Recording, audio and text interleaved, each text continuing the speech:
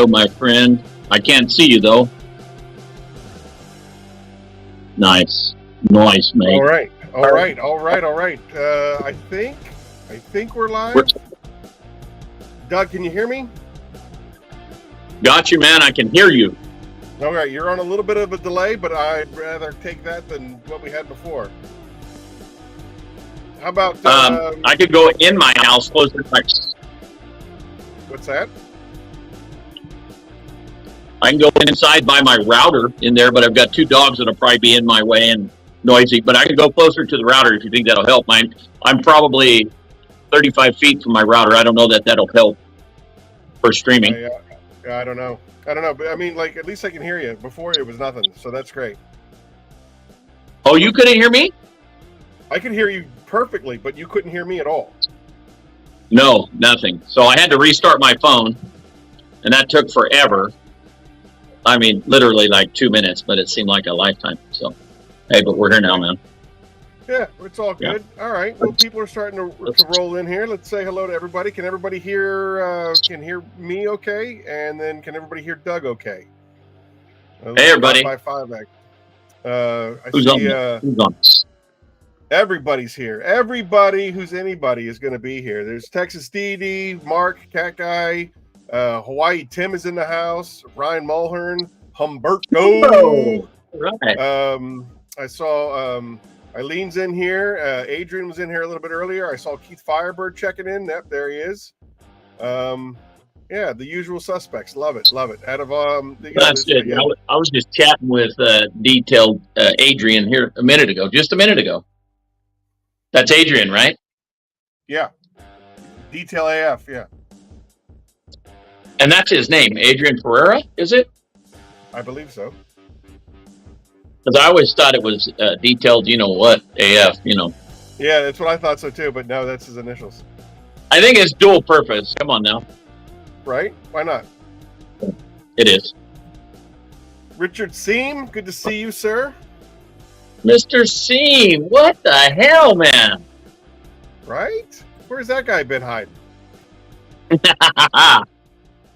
At work, I think. I'm sure.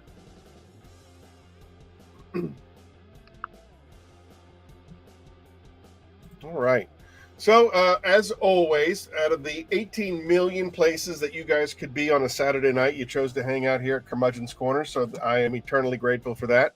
I think this week is probably the most important week for what we're trying to do. So, Doug, thank you for joining us. Thanks for being a part of this.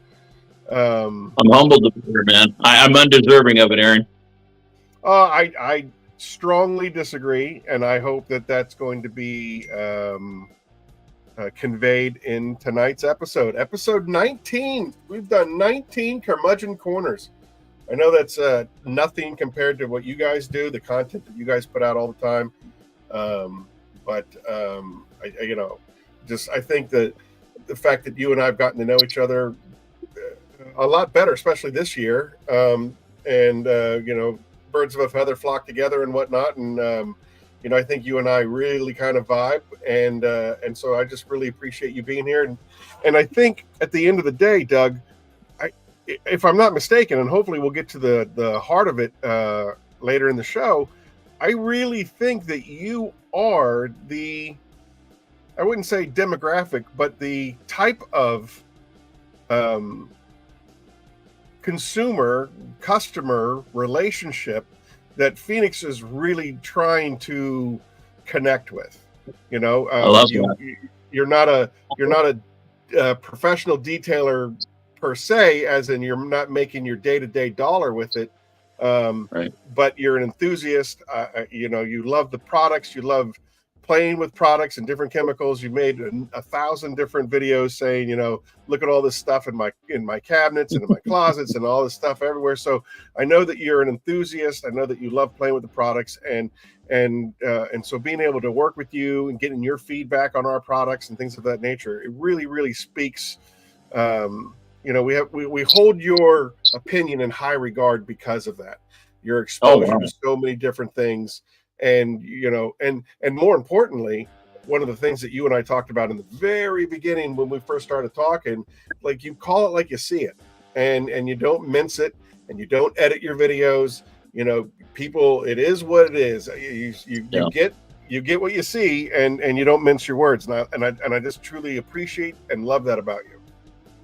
Well, thanks. Yeah, I think editing would help grow my channel a little bit, because mine are very boring. But that's something I hold myself to, trying to be honest on this stuff, because everything that I've used, though, honestly, all products out there are going to give you some result. I believe that.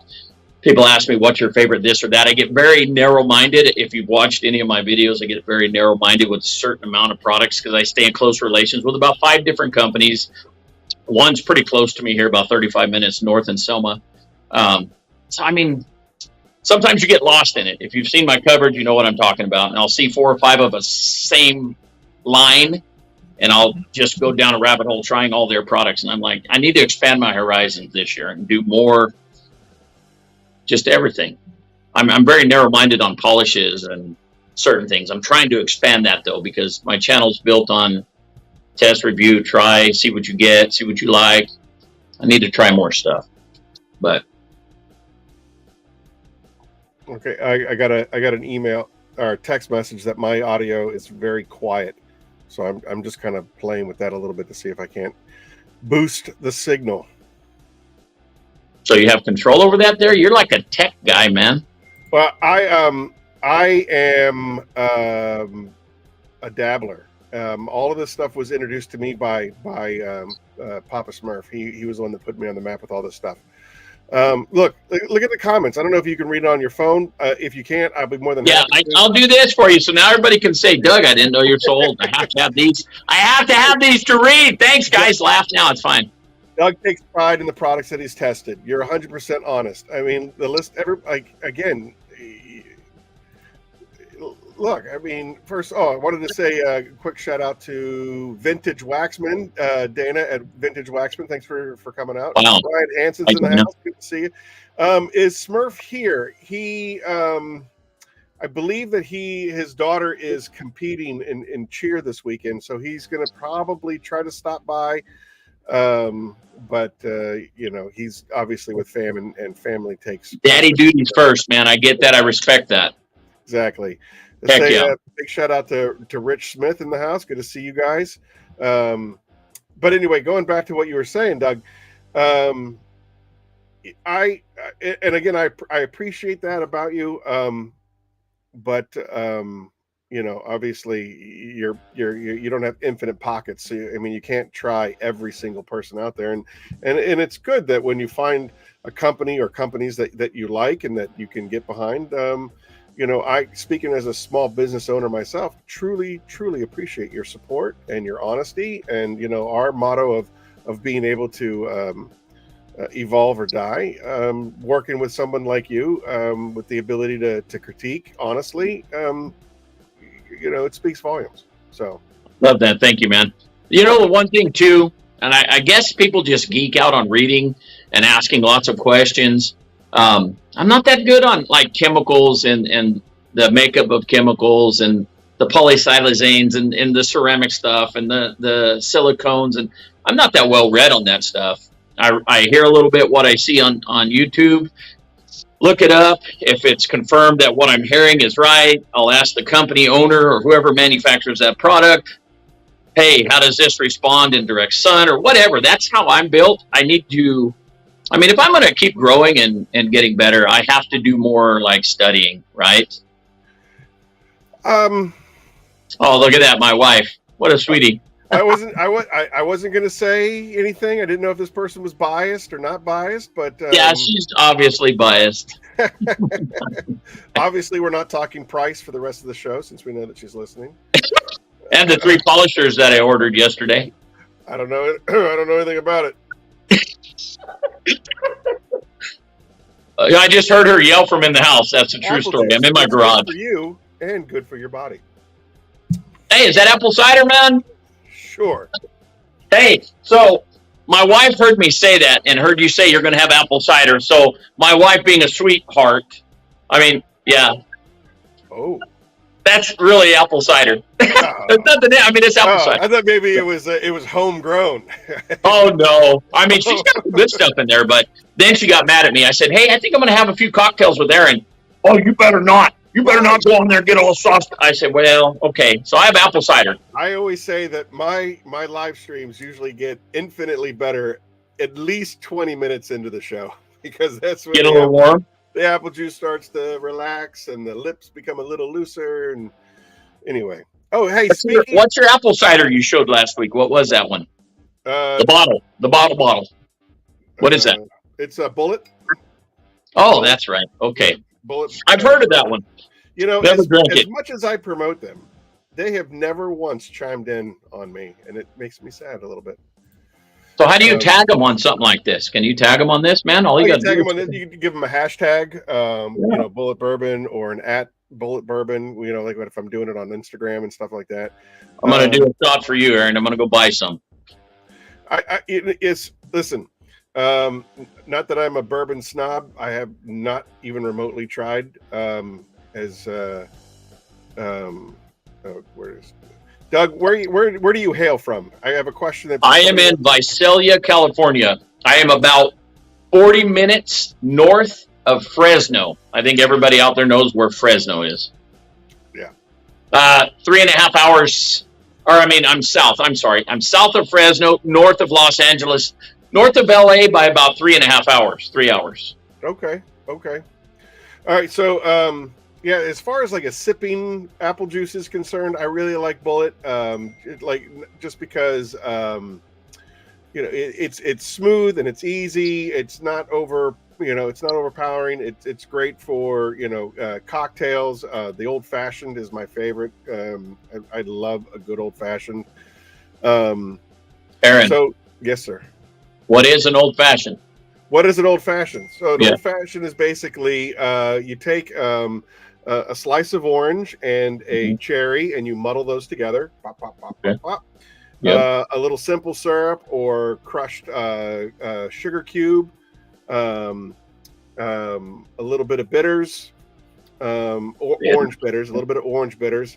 You put the ice in there, then you pour the whiskey over the whole top and stir it up, and there it is. Reason I asked, my daughter is thinking about being a bartender. She's kind of training being a bartender. That's why I asked, what the heck's an old fashioned? You hear that all the time. Yeah, well, it's a super easy drink to make. There's 100 different like little variants that people like to do, especially around the holidays. They'll add a little cinnamon or something of that nature. But it's a very simple cocktail. I really, really enjoy it. My dad and I, it's one of our pastimes these days. There you go. Cheers, brother. She saw me, or she must have heard me say that. So she passed out my partially drink. I will not tell you what it is. It's a girl's drink. I'm not going to tell you what it is. So there it is. This is a judge-free zone. Right on. Good. We ain't talking about it. All right. Good times.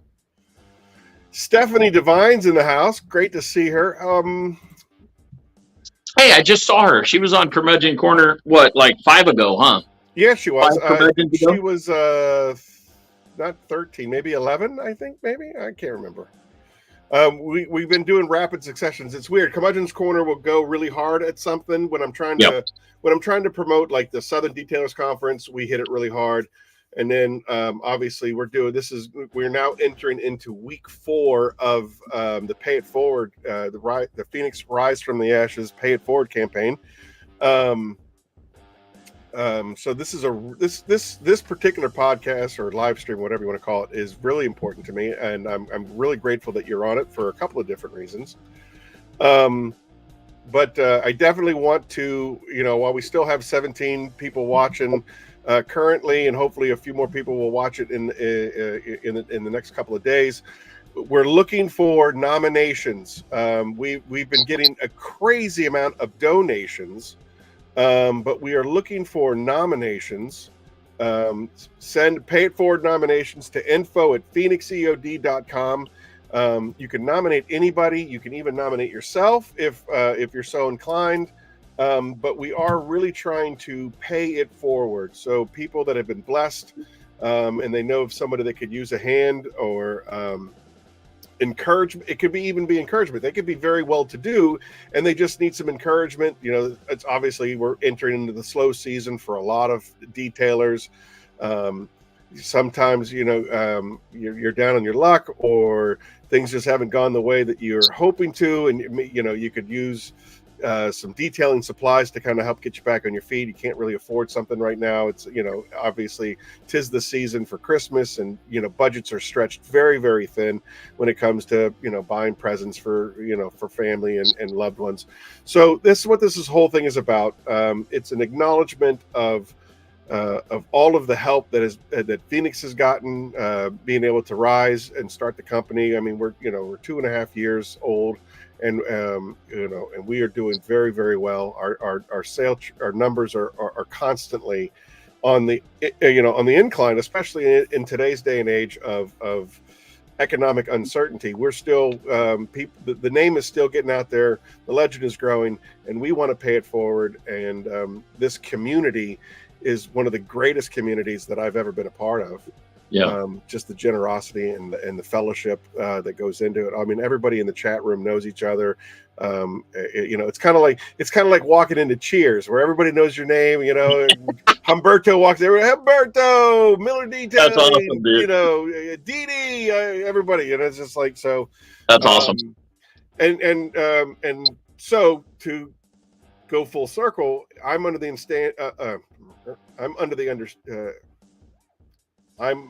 the impression that you just did your own Pay It Forward campaign locally. Is that correct? Yes. So I don't even know how that really started. I've seen people like you do it. I think Jamie the cleaner did one. I'm seeing people. Oh yeah. Thanks, dude. It always gets ugly though, and then I trim it. I'm doing a live stream with Santa. Hey, I'm almost that fat now. Thanks. That's not true. Thanks, bro. Hey, yeah. You've seen some of the new Santa Claus stuff. He's like pretty slim. Right? He's, you know, dude, Santa 2023. Yeah. Santa's coming around. Yeah. I'm not going to comment what I was going to say about Santa. Anyway, yeah. I did a Pay It Forward. I don't even know how I got on that train of thought, really. Just I see people like yourself doing it. I think Jamie the Cleaner's done one. You see companies on Instagram giving stuff away. And I thought, you know what? If I could sponsor one kid, a young man, we're talking, I was thinking between like 14 and 16, get them started. But then my wife, which is wise, she told me you probably shouldn't do a minor. You have to kind of sponsor an adult, right? So I thought, okay, we'll do that. Well, then I started, well, how am I going to pick this adult? Because if you ask a detailer, they're probably going to give you somebody in their family, somebody that they've probably already gotten started, right? So I said, well, I want to be very, like, this person needs to be kind of blessed in a way. Like, we're going to give it to somebody that's not expecting it. So I called around to the schools, and the shop teacher, I spoke to the shop teacher right here at our local high school, and he said, hey, we actually do detailing in our class. We do automotive repair, we do body work, we do detailing. I said, you're my candidate. So how many kids do you have? I think they have 24 kids in their class. And I posted it that I was thinking about doing it. And I'm going to tell you, man, immediately, I mean, I didn't get a ton of stuff immediately, but there's 2 or 3 guys that just jumped on it. So this community of detailers is very generous and they want people to learn. I love that about this community. Hawaii, Tim, Rick, active actually pressure washers of all people. They blew me away. They jumped right on and DM'd me and said, hey, can we donate a pressure washer? There's many. I have it on my thumbnail on my Instagram account. And in those people that donated, there was like 10 or 12 companies and individuals. Boxes of stuff from each person came in. We're not talking, and I was thinking maybe just donate one bottle of something, like somebody send me the Kraken, somebody could send me their favorite polish, just a bottle. I got 10, 12 bottles in a box of stuff. So it was amazing, man. And I still have stuff coming in. I had a box of coatings come in today from Black Rhino. Just sent me everything he makes to give to the high school. So I really appreciate that. Detailed AF. Is it Adrian? Yeah.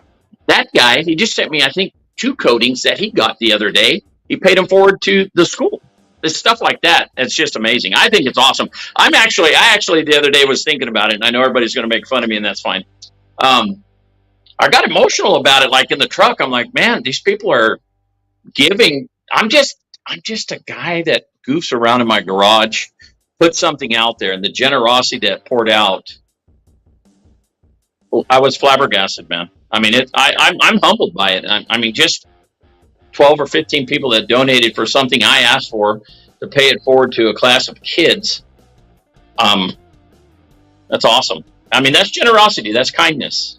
Yeah, and it's it's freely given. No one's forcing anybody to do it, and that's what makes it so truly beautiful and unique. And this guy, Hawaii, Tim, he's killing me, man. This guy wants to travel all over the United States, wants me to go to all the detailing stuff. I'm like, bro, I got to get become a lawyer or something before I can travel that much. Well, how far away are you from San Diego? Actually, that's like 6 hours drive, maybe, for me. All right, so my parents live 6 hours away, so it's a very doable trip. It's not. Doable. Heck yeah. What's in Sandog? Well, speaking of Adrian, AF, he's actually putting together a Phoenix Chrono Ceramics class. He wants to do a weekend deal. I think he's basically mirroring it off of Brian from Apex, how Brian does. I think he has a spring class and he has a fall class, or it might be summer and winter class. I can't remember, but he's work. I'm sure I'm shooting where I shouldn't be, but now you're putting him under the gun. He's putting it. Well, he's putting it together. He hasn't worked out all the details just yet, but he's definitely putting together a class where he wants to do paint correction on a Saturday and a ceramic install on a Sunday, and then by the time you're done with that, you become Phoenix certified. That guy's an animal, man. The cars I see him put out, I'm like, I've polished, and they're not that great. I mean, good enough to have a nice looking car, but when I see his ceramic coating on that orangish or reddish car he did, I'm like, how the F did you get it like that? I mean, that thing is glass, man. You know the car I'm talking about. 100%. That thing is, I love it. It's beautiful. This guy right here, Richard Seam, he sent me probably, good Lord, 20 products in my pay it forward. Generous man. Yes, he is. He was our winner from he was our winner last year, grand prize winner last year. And the beautiful thing about Richard, he was the grand prize winner, and then he requested that like half of the stuff that he won went to somebody else. He was like, he's a beautiful human being, truly. I got so many things that I want to talk to you about, Doug. But let's do it, baby. Let's just rewind a little bit, slow this thing down a few minutes. Yeah. First and foremost, one of the things that we started out doing in the beginnings of the Curmudgeon's Corner, there was a lot of people that would come on the show that are personalities such as yourself, that are influencers such as yourself, and people are so used to seeing you on one side of the camera doing your trade, but they never really get to know the person behind the camera. And so that's kind of that's where I started, is that I wanted people to kind of get to know. And your story is especially important to me because you are, like I said before, you're not the demographic, but you are the customer that I'm looking for. Right. Not necessarily the influencer, but the weekend warrior, the person that experiments and doesn't need to, like you said, doesn't need to know all the chemical components and the periodic tables and how everything all fits together, but what works for me, what makes my job as easy as it can be, but still get amazing results. So let's walk back to the beginning. Doug, what got you into wanting to detail? Man, that's actually a tough one. So my dad raised me to basically keep your car or your pickup, your vehicle clean at all times. That is a reflection of you. So in the early days, high school and whatnot, all the way up through when I first got out of the military, all I did is just kept my cars clean. I never waxed a car. In fact, I was taught, this will blow your mind, I was taught to never wax a car.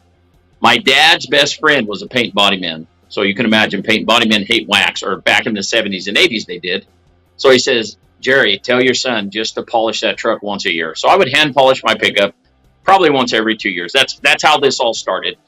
Then I got tired of using like bath towels, old bath towels, to dry my pickup because that's all I had ever used. Everybody would pass down their old bath towels to me. I would keep them out here in my cupboard. I didn't know any different.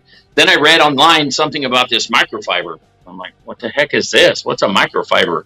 That's how this all started. Then I visited chemical guys down south. I bought a bunch of their stuff, started using their stuff. And then as progression goes, the towel wasn't enough. Oh, you know what? Now I want to try their tire dressing or whatever. Oh, you know what? This guy makes a better tire dressing. That's how it all started. Just trying a microfiber towel. I think that's where it all started for the detailing part. Keeping my truck and cars clean was my dad. He'd basically say, you know, if you don't keep your car clean, I don't know what I can say on here, but you can say anything you want. We have marked not safe for kids. Yeah, I'm gonna kick your ass. You know, basically, he's like, we got a lot of time and effort wrapped up in this. Is lowered, custom paint, all this. You keep it clean, or I'll kick your ass. Basically, okay. So that's how it started on the clean part. But I think the detailing rabbit hole was simply buying a 10-pack of microfiber towels. That's an honest thing. And then I just kept wanting to try stuff. I'd drive to LA and visit showrooms, and my brother would go with me, and we'd come home and try something. It would take me an hour to polish and wax a door, but I would just couldn't stop. I was obsessing over it. Now it's worse than it was then, though.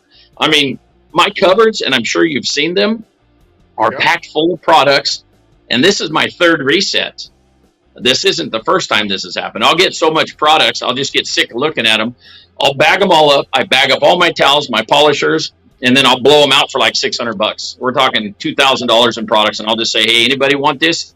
Let me know, 600 firm. And they sell pretty quick, and then I just start all over. All right. And I will say this, which you didn't ask for. I want it. I think like PPF would be the best. You know, if you can learn to do that, that is an amazing product. Then it goes, I mean, as far as I know, like ceramic or graphene-infused ceramic, however that goes. I'm almost back to the mindset, though, because of the environment I live in. And have you seen, like, the fields across the street from my house, down from my house, behind my house? I'm surrounded by, like, 300 acres of dirt. I'm almost to the point now that I just want to use good polish once every 2 years and keep my car waxed, because I spend all the time in prep for ceramic, and even with all the stuff that I know to do, I still get towel marks in my car, and it frustrates me. So I think like every 3 months to just throw some wax on a car and keep it clean. My mind is kind of almost reset to that. Okay. Well, you know, it's funny that you would say that. I remember before I really got into manufacturing for myself, and trying a bunch of different stuff. Like I started out, you know, doing the whole turtle wax things before I even remotely thought about chemicals and chemistry and detailing products and things of that nature. Like being, you know, my background being EMS, right? That's awesome. I didn't even think about this industry until 2013. So 10 years, and look at you. Right? Dude, that's a beast. You're a beast. Well, you know, I owe it pretty much all to COVID, because I basically during COVID, we were furloughed in March, and you know, I was the director of sales and marketing for the old company, and furloughed in March and wasn't recalled until August. Dude, that's a long time off. Yeah, but you know, we were getting paid $600 a week for sitting around on our asses. No, well, the government did. Remember, we were getting those stipend checks. Oh yeah. And so I learned and read as much as I possibly could, and you know, and tried to figure out why certain products work better with certain products, and the science behind diminishing compounds, and the science behind polyxylazane versus an SiO2. You know, even though they're both in the umbrella of ceramics, they're vastly different. Right. So I got to learn all of that stuff. And then when, you know, and you come back and you're just like, you know, we can do things better. And the response is, no, we can't. Well, that's where EOD comes from. Well, we're going to evolve or die, and if you don't Yeah. want to evolve, I'm going to evolve.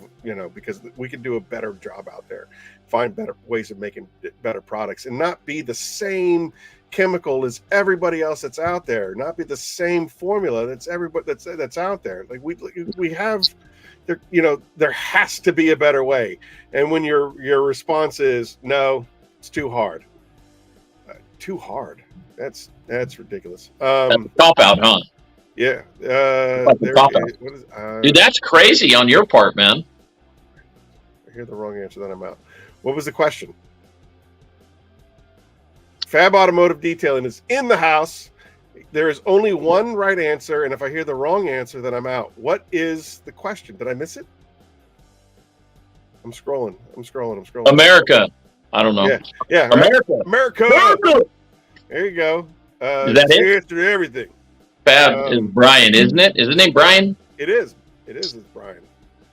I remember watching his channel early on and making a comment to him and saying, "Hey, man, I love your channel. You always show the American flag in the beginning."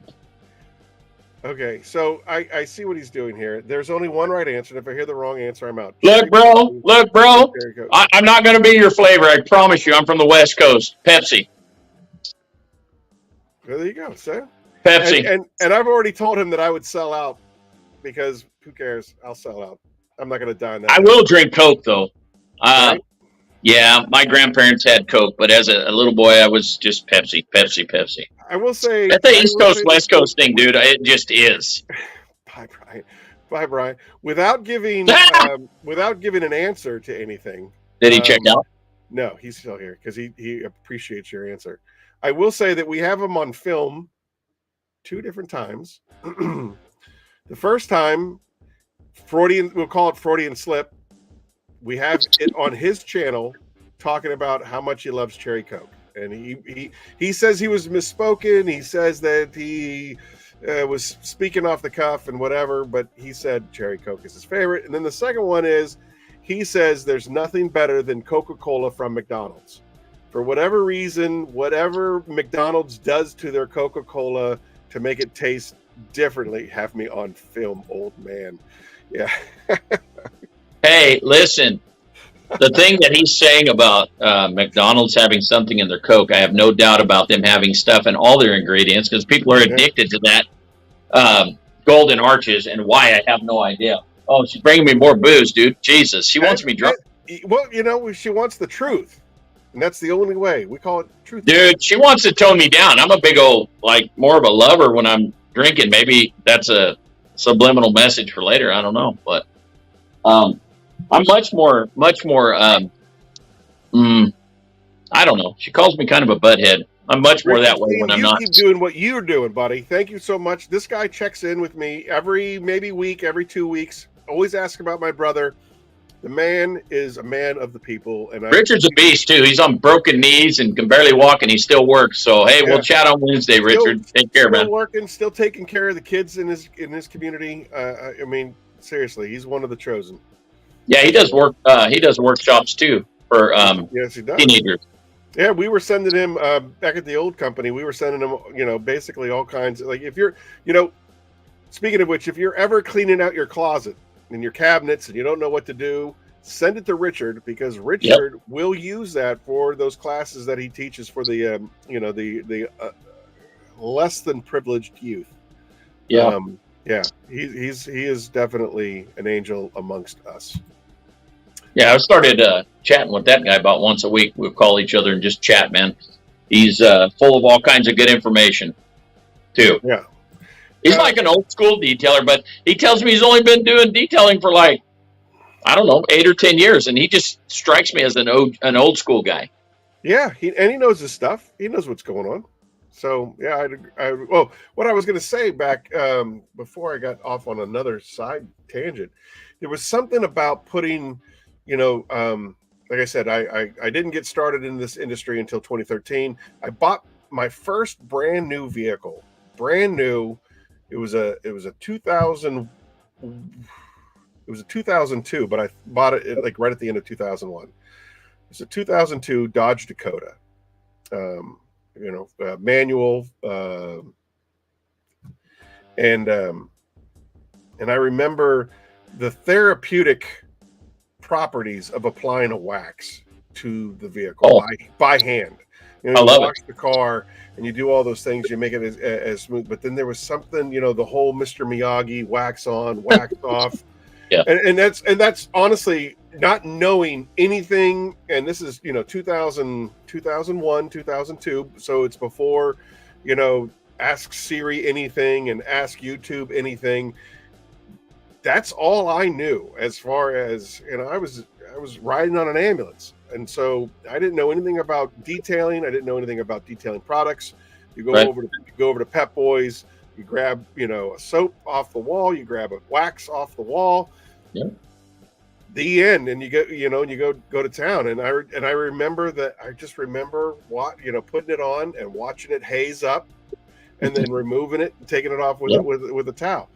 And that was, I mean, that was awesome. That's an old soul to do that, because I thought I was the only guy that said waxing is therapeutic. Because, like, on a cold day, I can come in here, shut the garage, have a cigar, wax the coupe, whatever. It's, to me, there's nothing going on outside. In your garage, you got the music going. I think it's totally therapeutic too. Yeah, for real.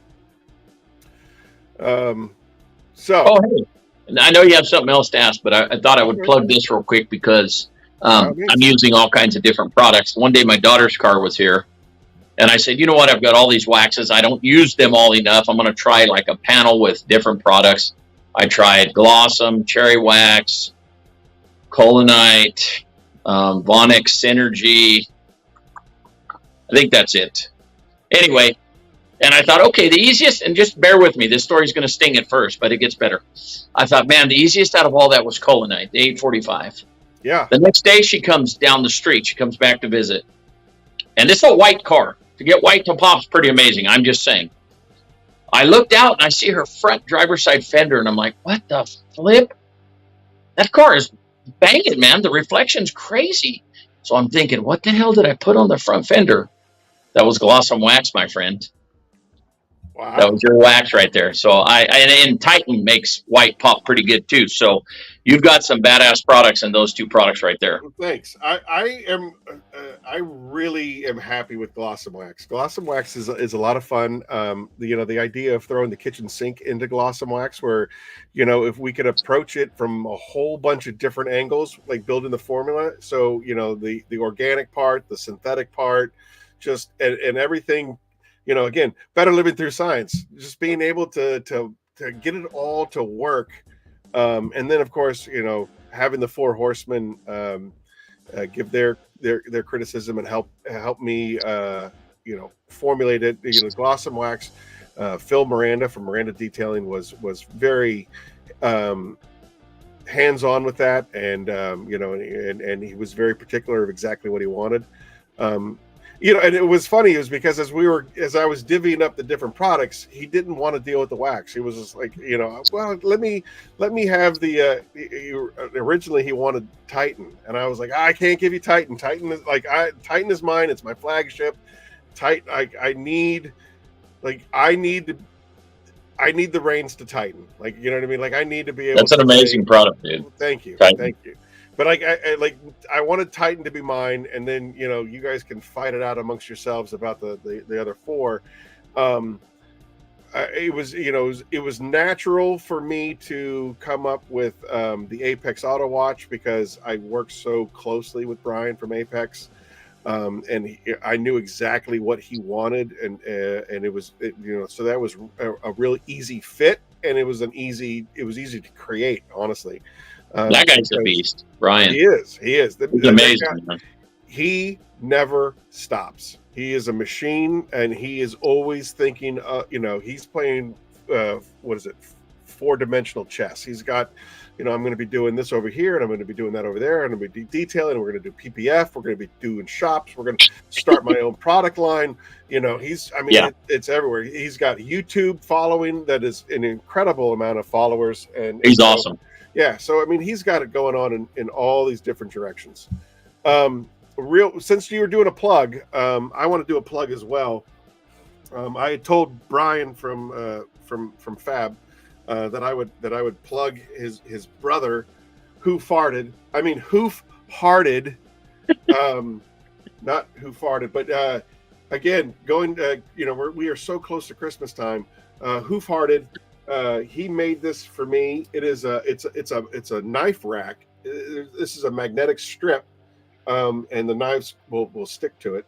But it's obviously Phoenix, and then the Four Horsemen. Amazing work that he does. That's awesome, man. Yeah, he does incredible work. And like I said, he made the coasters. He made the mug that I have at my office. If you're and that's Brian's brother? It's his brother-in-law, if I remember correctly. It's his brother-in-law. Wow.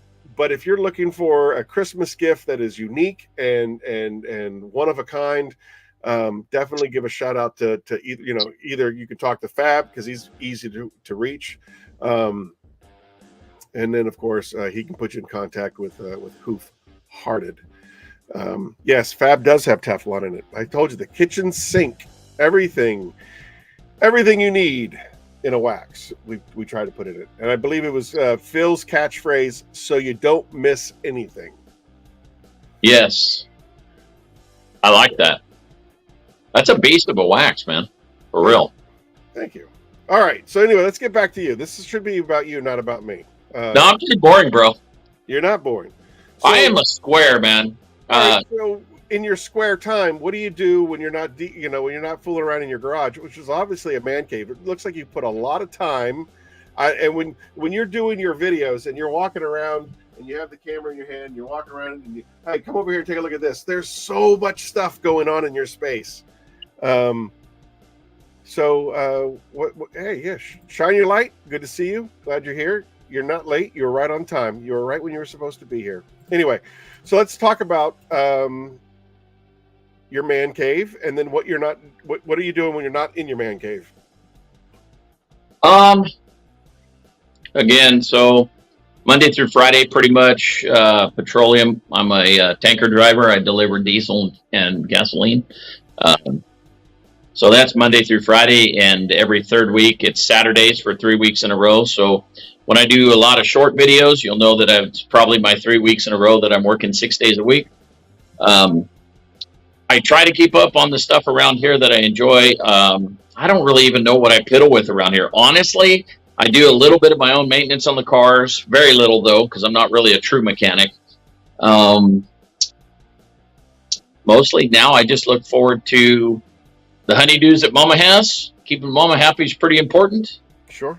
And looking forward to trying to think about what I'm going to do in a video. I swear to you, that's like my hobby. My hobby used to be my pool maintenance here at my house, taking care of my pool, and my yard work. But that's because I didn't have any money and I didn't have any skill or, nothing to dabble with. Oh, and I have a little, I don't even know if you're allowed to say this word on YouTube anymore, pew hobby a little bit. I don't know what you're allowed to say without getting, yeah. Again, so like we flagged this video as not safe for children. So say what you okay. want to So, well, I don't know. I know some people get demonetized and crap for, we're not monetized. We don't have enough followers. We don't have enough views. I'm not worried about it.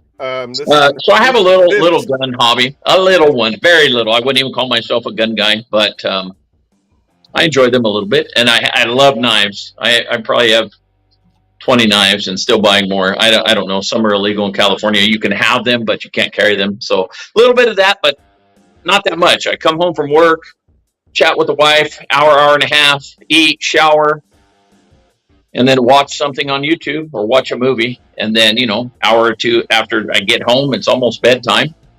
Go to bed, repeat. That's about it, man. I don't do a whole lot. I've never been a hunter. Do you ever detail other people's stuff or just, pretty much your stuff? Oh, you know what? And that kind of, I guess, was at the beginning. This goes maybe 8 years ago when I started dabbling with detailing products. I did detail other people's cars, people that I worked with or friends. But what I learned quickly, and any detailer out there will know what I'm saying, and we need to put this question out there because I've changed my mind completely. I don't want to ever be a professional mobile detailer, ever. That's never going to happen. Because when I used to do my friend's pickup out here in the driveway, I would spend 15 hours on that truck It's a lifted Dodge pickup, metallic paint, diesel motor. I did undercarriage. I did engine bay, two-step correction, put a sealant on. I mean, we're talking hours and hours, and I would only charge them $1.50. So I said, you know what? You would starve at that. So I think I would be a wash and wax guy. Never would I chase mobile detailing ever as a living and do any kind of ceramic installs or polishing in the environment that I'm in ever. What's the question? You asked, we should put the question out there. So I'll put it up on a banner. Oh, mobile people. Well, it's kind of a two-part question. Okay. Would you find it more profitable to just do wash and wax for your customers, charge $100 bill, wash and wax in and out? Or do you find it better to try to be more profitable in dealing with the elements, depending on where you're at? Where I'm at in ag and dust and wind, almost impossible to do a ceramic coating mobily. And if you do that, you have to cut some corners out there, because I know when I'm trying to do a ceramic here, it drives me mad, dude. And I'm of course, I'm surrounded by a couple 100 acres of dirt. It's maddening. I almost can't do it. All right. Boom. There you go. There's the question. Mobile people, wash and wax cheap versus full details expensive. Yeah. Now see, like Miranda, I see him doing it at his house, I believe. So he's got it set up pretty good there. Brian, I believe, used to do it in his garage, right? Fab? Didn't he used to detail in his garage? Yeah. And then Brian's got his shop. So I respect that. You can do the high end, $2,000 5-year coating, full correction. I see that. That was something I wanted to do at one time. I actually wanted to do that. Then I quickly realized, well, I can't afford a shop. I can't bring cars here where I live. It's illegal to work out of your garage and make money. So I would get fined. I hate California. No, I'm sorry. California is bad. That's not true. That's not true. I love California. California, you're wonderful. Well, beautiful environment, beautiful lakes, oceans. But, lots to do here, I think. But there's just too much Big Brother, and he wears too much hair gel. You know what I mean? It's funny. Every time I think that New Jersey is the nanny state, you remind me that it could be so much worse. This state's ridiculous. Yeah. So Brian, Phil used to be mobile, and now he actually has such an incredible setup. He has a I don't know if I'm allowed to talk about it. I went to visit him last summer, and his layout. He lives just state. Yeah, just southeast of Richmond, Virginia. Oh, nice. Yeah, it's beautiful. It is a beautiful. Well, I mean, it's not a secret because obviously his Miranda Detailing is based out of his. Basically, he has a house and then he has a shop on that same location. So right. I'm not giving away a secret of where he lives, because that's where, if you were to Google search Miranda Detailing, Virginia, that address will show up. So I'm not betraying that, but right. What I am probably betraying is it's so gorgeous. He has carved out for himself. I mean, I couldn't be happy for him. It's beautiful. There's a lake. They have, he built a separate building that it's the Miranda Lounge, where basically customers can go and hang out in the lounge and drink coffee and do whatever. Wow. And then it's amazing. He has built himself such a little kingdom. I love it. He really is an inspiration. If you're looking for an inspiration, there's a guy that came from Massachusetts, arrived in Virginia as a mobile detailer, and then built an empire for himself. Good for him. I think he said he only works 3 days a week now. Get the heck out of here. Yeah, he picks and chooses what he wants to work on and what he doesn't want to work on. The guy has, and this is not disparaging. He did it. He did it. He climbed that mountain and he worked hard to get where he's at. And he's an inspirational story. I think I should get him on the Curmudgeon's Corner again. Not trying to promote the Southern Detailers Conference, but to actually just everybody get to know Phil, because he's a beautiful man. It turned we went to dinner and it turns out he's like a sci-fi nut. And like I totally geeked out on him, and we were like, all of a sudden we were doing nerd speak back and forth to each other, and Oh, dude. yeah, it was crazy. I was like, "What? Who are you, Phil?" And he was just like, "Yeah, he like his online persona is so professional, and then his off-air persona is just so down to earth and cool." And like I said, we were geeking out on each other, talking about comic books and sci-fi and all kinds of. Oh, that's crazy. It really was. It was for me. It was a highlight of. It was one of the highlights of that tour. We did the Kraken Southern. I don't know, Southern Circuit. We saw Tim from Shining Light Detailing. We saw Clifford from Big Reds. We saw Phil. I try to tie in and see all these guys that I we get to see in the chat rooms all the time. That's awesome. It was a lot of fun. Anyway, again, this isn't about Phoenix. This is about you, Doug. No, man. Hey, when you get out to California, you can come over here to my Hokey Garage, man, and we'll go get. Hey, you talked about good Mexican food, or at least I think that's a reference you were making a while back when we spoke.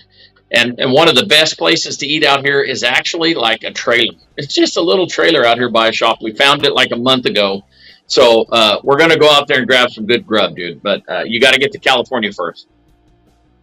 Yeah, and you can sleep in Mama's sewing room or a computer room or in my garage. It doesn't matter. I got you. All right, I'm down, man. I'm down. When I do California, it's probably going to be a 2-week tour for sure. Because I mean, I got to get Adrian, I got to get Mark, I got to get hopefully Juan from XYZ Detailing is back in the saddle by that point. Obviously I got to hang out with Papa Smurf. I got to see Ryan Hansen. Like all of these awesome, like who I consider to be maybe not in the inner circle, but definitely in the inner circle of people that I associate with every single day or every single week. I got to hang out with all you guys. What would be epic is to get all of you guys in one place. And then that would be if that happens, then like Hawaii Tim's going to show up, and like Tim's an animal, man. Dude, it could be an event if we could get everybody to like someplace in what did you say, Fresco, California? If we could all just arrive at your house, all 19 of us, that would be good. Hey, Frisco though, man, I don't know. You'd have to be careful not to step in fecal matter and needles. So may have to do another smaller town. I guess you Californians are going to have to agree on a centralized location, and then we'll all meet you there. Hey, you're the Mac Daddy. You just set it up. We either show up or don't. Yeah, Eileen's in. Eileen's from SoCal, and I know that Adrian's got a couple of other people that he's been working with. Again, going to the ceramic class that he wants to set up. So San Diego might be the one to set it up, and except for Papa Smurf, he's up north, right? He's in NorCal, right? Yeah, he's I think he's like a half hour northeast of San Francisco. Oh, dang. He's way up there. I was going to say Ryan Hansen isn't that far away from Papa Smurf, from what I understand. So, like, at least both of those guys are going to have a hike. San Diego would be my favorite city in this state. LA's a mess. Frisco's a mess. When I was in the military, San Diego, I enjoyed it down there. Last I knew, still a very nice city. I don't know. I haven't been down there in a long time. Thank you for your service. Well, thank you for your service, sir. Don't even try it. Don't even try it, mister. What are you reading? Yep. Or slipping? Are you writing? Are you drawing a cartoon middle finger? Yes, I am. You are. I can't see all the comments on this side. It's all right. They're all terrible. I guess they're telling you that California's no. Dude, bring it on. Tell my wife. Tell Tiffany, the lady that made the comment and brought me booze, that she needs to just get on board with Doug and leave this state. Yeah, we'd be gone tomorrow. All right, listen, not to get crazy political. Go for it. You and I both know that how we feel about politics. And again, birds of a feather flock together. I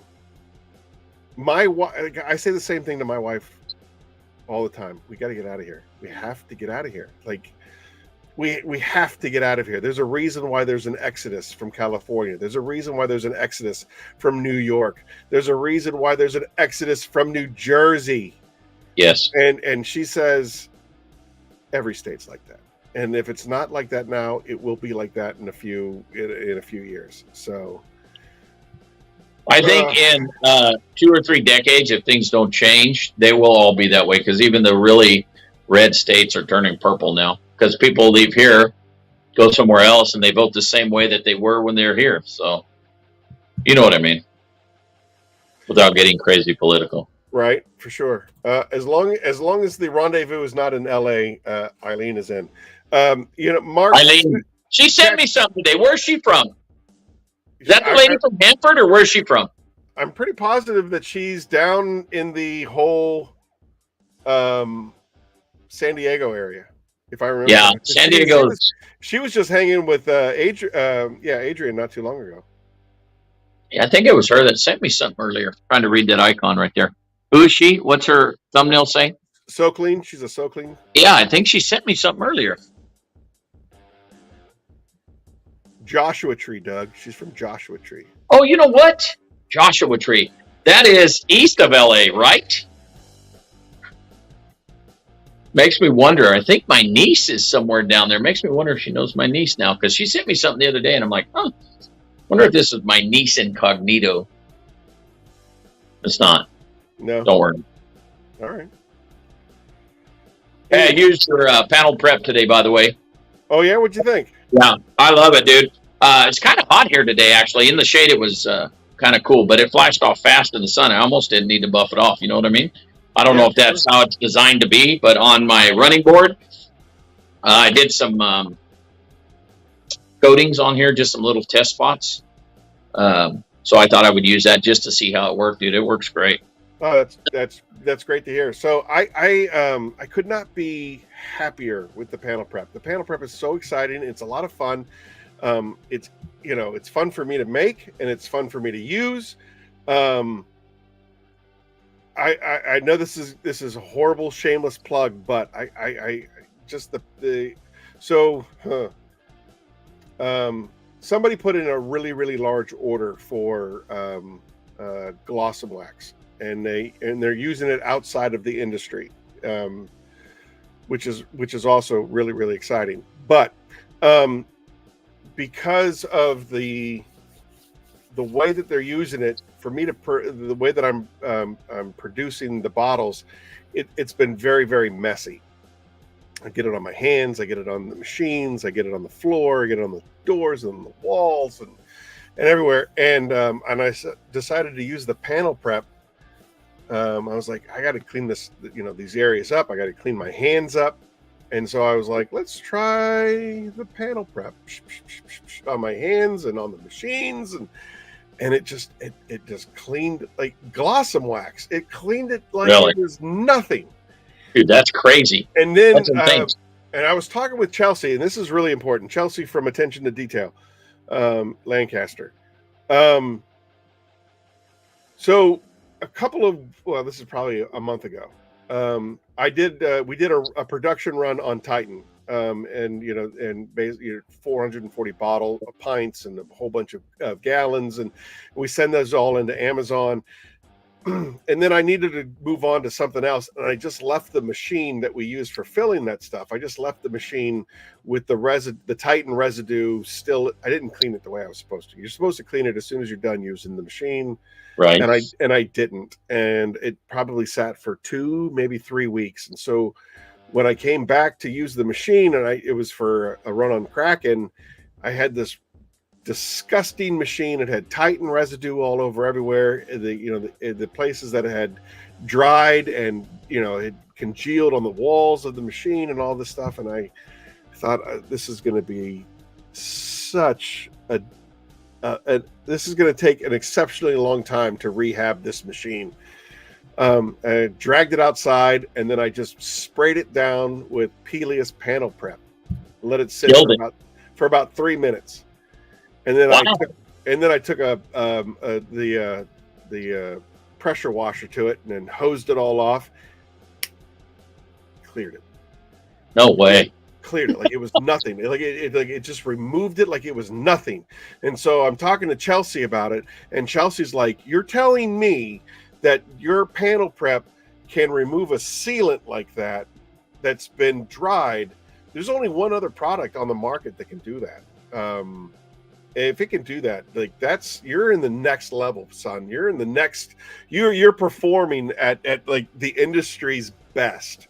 That's awesome, man. And I said, "Check it out for yourself." And I sent her a bottle. And I'm waiting for her feedback. But seeing is believing. I couldn't believe it. Like I was thinking that I was gonna have to rehab this machine, soak it in Kraken for 6 hours, and then scrub it. And and each piece has to be we have these pipe cleaners, and I'm gonna be cleaning the pipes out and doing all this stuff. Oh man, it just melted it away. That's crazy. I couldn't be happier with it. I couldn't be happier. So let me ask you this: the panel preps, and I don't even know how this fits in, but how long would it take? How many times spraying that on, letting it dwell for 5 minutes, buffing off, whatever? Would that ever break down a ceramic? Like a polyxylazane? Yeah. Because I mean, obviously, SiO2 is a ceramic, and it took care of Titan like it was a bitch. But so what's in your? Let's see. So you have Immortal. That's the spray coating. That's like a 1 year, or what is that? Yeah, that's a 1 year. It's a 5H, not 1 year. Okay. Again, we put an asterisk next to all that stuff because if you're a noob and you decide to run it through a tunnel wash, it's going to kill a ceramic, no problem. Really? Because of is that first run through a tunnel wash? You're talking a touchless tunnel or one with the spinning brushes? It doesn't matter. It doesn't matter. Because they use an acid at first, huh? They use an acid wash first? So you typically, I'm saying like 19 times out of 20, a tunnel wash is going to use a high pH and a low pH. And then they use a triple foam for the actual suds. But the high pH, anything over 12 can damage a ceramic. And anything below, I want to say 4. Wow. Because even on the pH spectrum, you got, when you get the lower the number, the more acidic it is. The higher the number, the more alkaline it is. And so a super high alkaline and a super low acid will damage a ceramic coating regardless of how strong it is. And the reason why those tunnels use that system is because it helps break up surface contaminants, bonded contaminants. You're shocking the contaminants into releasing themselves, and then it washes the crud off of it. Yes. But those chemicals, that high pH and that low pH, and they usually go in conjunction with each other. They usually go super high pH, and then as your car progresses through the tunnel, then it hits it with a super low pH because they're trying to shock the bonded contaminants. So it doesn't matter if it's a brushless. It doesn't matter if it's a touchless. It doesn't matter if it is has brushes or touches. Obviously, the more it touches, that's when you're starting to get the swirls and all of that crap that goes into it. So even though you might not see the swirls from a touchless, you're still getting that chemical erosion. Now, again, a really great video that Chelsea did, and she called me up and she was concerned. She's like, I don't want to damage the Phoenix name. I don't want to, do anything that would be disparaging to Phoenix. And I was just like, just tell the story. Like, even if because basically what she did is she used Kronos on a Jeep, and you could see that Kronos completely and utterly, and this is how the wordage messed everybody up, was she was like, Kronos failed on the sides. And it's like, well, Kronos didn't fail, but this person who she ceramic coated the Jeep with, basically for an entire year didn't go and see her and ran it through a tunnel like every couple of weeks. Oh, geez. And so you could see on the side panels where that high pH and that low pH spray hit, you could see where it failed, but on the hood and on the roof, it was perfectly fine. Kronos, was exactly the way Kronos should be. Right. And so she was like, even though the phrasing was Kronos failed, it wasn't that Kronos failed, it was that maintenance failed. The customer went through tunnel washes. The customer didn't come back and see her in 6 months to do a ceramic maintenance. She didn't do any of that stuff. And so again, regardless of the type of tunnel that you're going through, it's the chemicals that are being sprayed all over your vehicle that's going to give you the results. That's another thing with customers, like mobile detailers have to deal with that all the time. People think just because you have a ceramic coating, you can do anything you want to them. I mean, it'll even ricochet bullets. It's a big misnomer. I'm not sure that I would even put a ceramic coating, not that I'm the greatest at it, but I'm saying I don't even know that I would sell that to most people. Prime example, my neighbor has a beautiful brand new black Ford pickup, a trimmer. What it is, I don't even know. It's kind of I don't know what it is, specialty Ford pickup, whatever. I would love to put a ceramic on that because black would look beautiful, get all the swirls out of it, but I know they use a tunnel wash, so you can't do that. So I think maybe that's where I go back to sealants and waxes again, because that'll kind of hide some of the swirl marks. It's always going to look pretty. Your car's going to look good. Yeah. And people get all pissed off when they realize, because I know a few mobile guys around here, and they have to tell their clients, hey, you have to bring that back in 3 months or 6 months at the worst so that I can reset that coating. They're like, what do you mean? I shouldn't have to do anything. No, you have to maintain the coating. People don't get that. Well, I mean, I think the easiest way to explain that, and I mean, we talked about this in last week's Pay It Forward. You have to look at a ceramic coating and the reason why you do a maintenance, and the reason why you do a maintenance with a professional is the universal solvent. And people are always asking, is this solvent based, or is it this base, or is it that base? Water is a solvent. It is a universal solvent. Water will eventually dissolve everything. Yep. You give it enough time, water will dissolve it. And so, the way that my mother, who's a chemist, she would always say, water is the ultimate solvent. You look at the Grand Canyon, right? Yes. Maybe it takes several million years to cut through all that rock, but water, the Colorado River, will cut through it, no matter what. It will. And so when you're talking about ceramic coatings, and now everybody in this chat room has heard this 100 times, when you're looking at ceramic coatings, water will go to the path of least resistance. And therefore, where that path of least resistance is, it's going to wear away that ceramic coating faster in that location than, say, a flatter surface or a higher surface somewhere else. And so when you have that erosion in one spot over and over and over again, that's where you're going to get your failure. And then that's what's going to cause a catastrophic failure for the rest of the coating.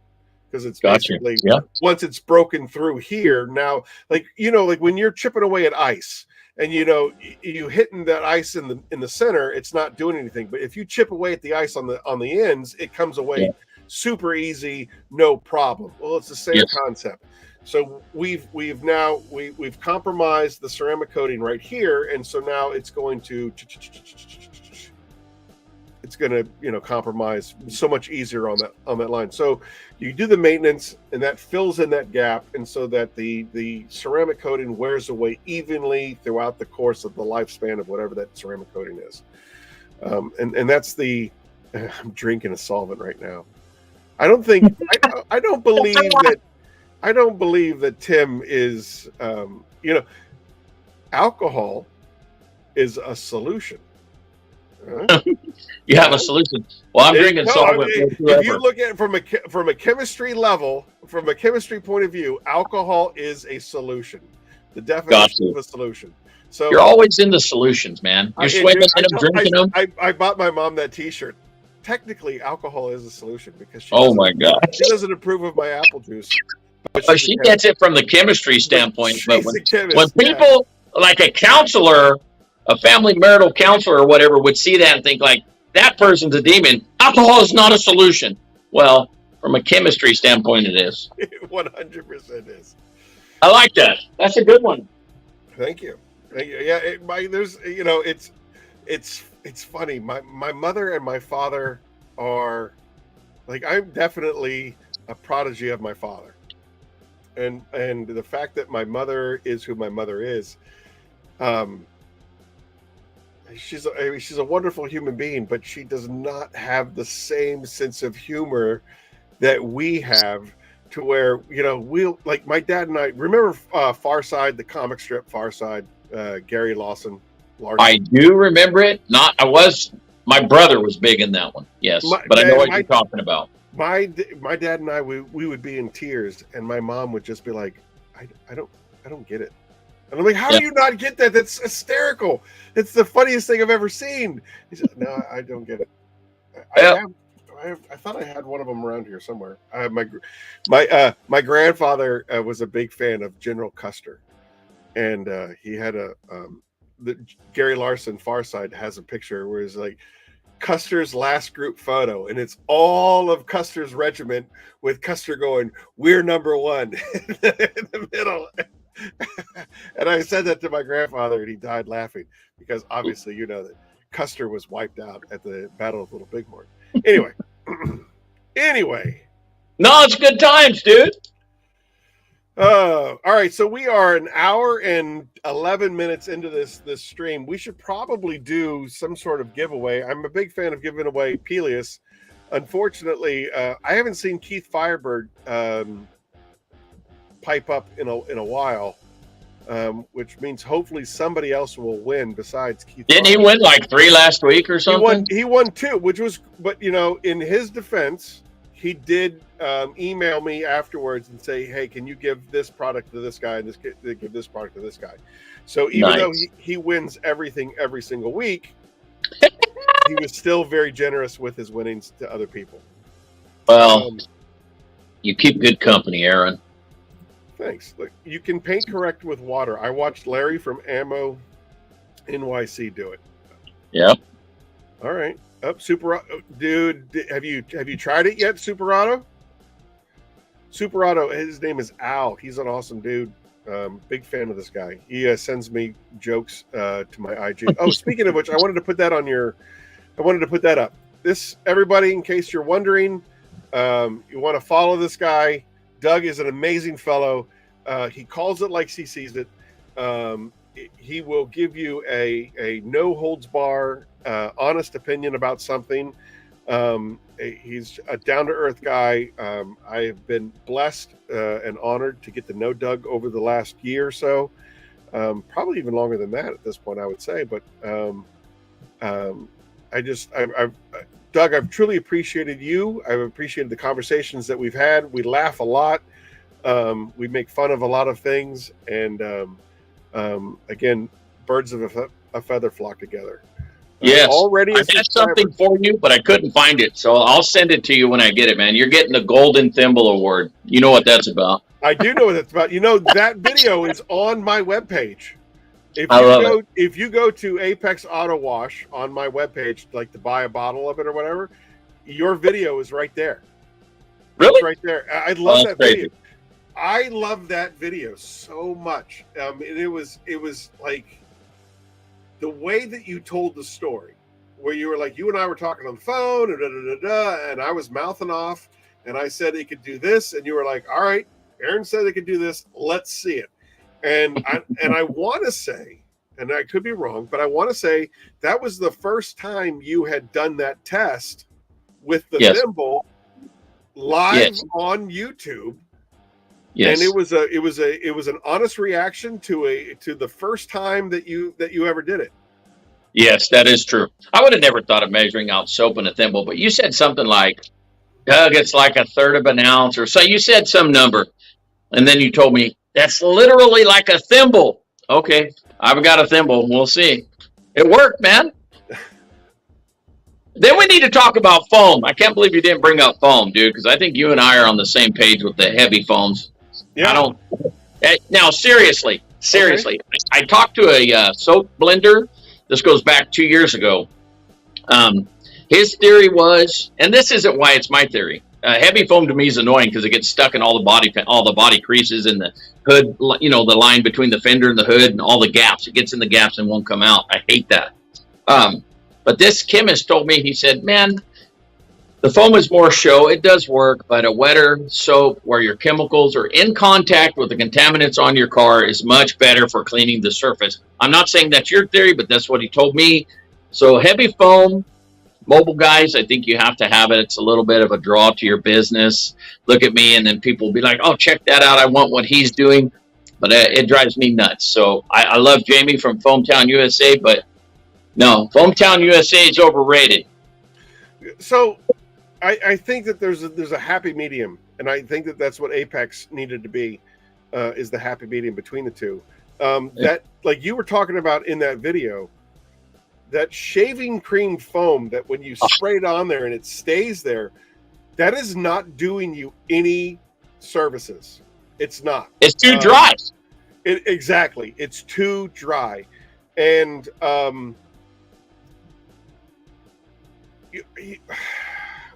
again, trying to get into the science of it all, there's the purpose of a soap versus dirt versus the surface of your vehicle. It's a lubrication. The purpose of it being there is a lubrication. And if you have something that is basically the majority of air, which is what your aerosol is, where that shaving cream foam is, yes, it's not lubricating the way that you need it to do. And so once your sponge or your mitt or your whatever it is that you're using pushes through that styrofoam shaving cream foam, it's not giving you any protection. It's not doing you any good. And the idea behind a really good soap, which I think, for my money, Apex hits it right on the head. You want the soap to help you, not hinder you. You want that soap to encapsulate that dirt and drag it to the bottom, get it off of the paint, and also have that lubrication. And so Brian was very, very, very specific about, I want it to be as lubricant as possible. I don't care. He was like, I don't care about foam at all. I wanted to lubricate as much as I possibly can in a soap. That was the number one criteria was lubrication. I think on that, I'd have to watch that video again, but I don't remember what I used with your Apex on the thimble video in the foam can. It might have been 2 ounces at the end. I might have added an ounce. You did 1 ounce. You did 1 ounce. Yeah, 1 ounce. So that to me is like the perfect foam. It's running down the panel, not like 100 miles an hour, but it's wet. There's a layer of soap there, but it's steadily coming off the panel. To me, that's all I want. Yeah. Yeah, everybody wants to see it on YouTube. Fab's right. That's the only reason I ever do it's any sexy, kind of a short. It looks good on film. Like it is definitely, it's sexy, but is it practical? Absolutely not. Well, I say that a lot. It's a whole lot of show, which if you're a mobile guy around town, you're going to want that. You're going to get that random customer that sees you in somebody's driveway with this heavy foam going down. Wow. They might be impressed by it, and all they have to do is be inspired enough to ask you a question about your services. You might pick up a new client. I get that. A lot of show. But like I say on my channel sometimes, hey, this is a lot of show, no go. To me, it's just pomp and circumstance. You definitely have to have some of that as a mobile guy because you're out in public. You need to be seen, need to show some fanciness or whatever that would be called, showing off, whatever it is. Right. But yeah, I'm not crazy about heavy foam. Just to me, because it never comes out of the damn crevices between the hood and the fender. It drives me nuts. I'll be rinsing for 15 minutes. Exactly. You have to work twice as hard to get it all out of there. It's annoying. And that's why we made sure that Hydra did not do that. Again, the influence of Brian from Apex, he was like, if you put foam, if it foams, it's going to go in places that you don't want it to. Yeah. And then you're going to have to work to get it out of there. Well, he's right. I never would have thought, because at one time, a couple years back, I thought heavy foam was great. But then when I started trying to get heavy foam, and then when I started trying to rinse it from the car, I'm just like cussing it. So quickly became a anti-heavy foam guy. It has its place, and some guys are going to always use it, but I don't. I like the wetter foam myself. And in my opinion, I think that wetter foam is just as sexy. Like I think it actually when you know as far as like what is it the ASMR where you can hear it dripping, Dropping on the ground. drop it on the ground and all that stuff. Yes. Yeah, I like I think that's more appealing. You know, obviously Apex foams up. It doesn't, you know, like it's not like Hydra that doesn't foam at all. Apex foams up, but I think it foams up in a good way. And that's just I mean that's what Yeah, man. we designed it to be as practical as humanly possible. I used Hydra on that bad boy today, man. I saw. Good for you. I did some stuff on a saw lot of your products. A lot of your products today just leading up to this, man. Thank you. Yes. I appreciate You're welcome. it. That's why I look so sexy in the garage tonight, man. Come on. Speaking of Jamie and Foamtown, love that guy, by the way. That wasn't an attack on Jamie. He's awesome. No. Dude, he's a good guy. He's helped me in so many different ways. He when I first started out and I was doing product pictures, he was like, dude, your pictures suck. Send them to me first. I'll fix them. I'll fix them and bring them back and send them back to you. Yeah. So I was sending him I would take a picture of a bottle of the Apex soap or whatever, and I would send it to him, and then he would enhance it and do all the modifications. Is he like a tech guy or what? I don't know if he's a tech guy or not, or I was just using a crappy Android and he had the iPhone, 80,000 and was just able to enhance the pictures. I will say I use both phones. I'm an Android fan. We're on an Android right now. My work phone is an iPhone. And I think they have a little more in the Apple phones, or at least from my take, doing videos and editing in the phone where you wouldn't have to take this. Like if I do a video on this Android, upload it to my drive, save it, and then go into an editing app, which I tried at one time for like 2 months, and it just took up so much time I gave up on it. You can do a lot of that stuff now on an Apple phone. They have so much crap in their phones. It's ridiculous. Brian from Apex, that's all he uses. That's the whole reason why I bought an iPhone, was because he does everything on his iPhone. They have a lot of stuff, even the editing. I think they have built-in editing that I would have to use another program on my desktop. Yeah, put this on a drive and then go into my desktop. It's annoying. To me, it was annoying. Burned up my 1 day off, too much time away. Mama's getting madder. It's just not worth it. So I just do raw videos. It is what it is. Yeah, well, like I said, for me, that's the appeal of your channel. Thank you. For real. I'm not saying that. Like that for me is the appeal. Thanks. I'm retarded, so even though I bought a iPhone, just basically everything and anything that Brian tells me to do, I do. He's like, "Oh, you need to do this. You need to do this. You need to do this." Yes, sir. I'll do it. But then I get it, and then I don't know what to do with it. So then I forward everything to my desktop, and then I go to the application on the thing, and I do it all from and I use. Hey, whatever. I like desktops anyway. I mean, I'm still a desktop guy. I don't use a laptop or do some stuff on this Android, but the capabilities are limited. I'm sure there's better. And he just whizzes through it. He's like, you just got to do this, and then you do this, and then you do this, and you do this, and then you hit upload, and it's done. Well, it's even on. Look, Eric, even on Instagram, and I know there's ways to do it, like when you do a reel or something. I'm sure you can cut and splice and dice and put it all together and make it look fancy. What I have to do, you talk about retard right here, buddy. I will record, and when I'm ready to walk away and do something else, because you only have a minute, like on a short or something, I will pause the video, then cut back in on the next step, pause it, cut back in and out, instead of splicing it and making it look smooth. So I got you beat. Don't worry. Well, like I said, I think that's the appeal of your channel. I think that's the appeal that you have to the everyman. And why you have that appeal is because it's basically, I think that you're going to use my products the way I expect the majority of weekend warriors to use my products. Yes. They don't need to know the science behind it. They don't need to know, how it works. They just need to know that it works. And yes. and I think that's what you bring to the table. I think that's what your videos bring to the table. And then you're also a really nice guy, and that goes a long way too. So people tune in for that. Like, I think that, you are, again, I'm not trying to be sycophantic or anything, but you are the everyman.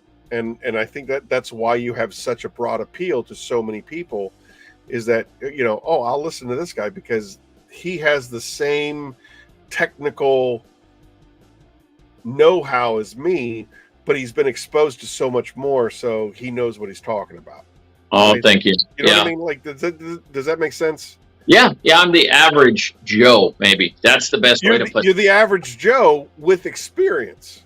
Yeah. That's the difference. Like, you're the average Joe. I can relate to you, but you have the experience. That's why I listen to you.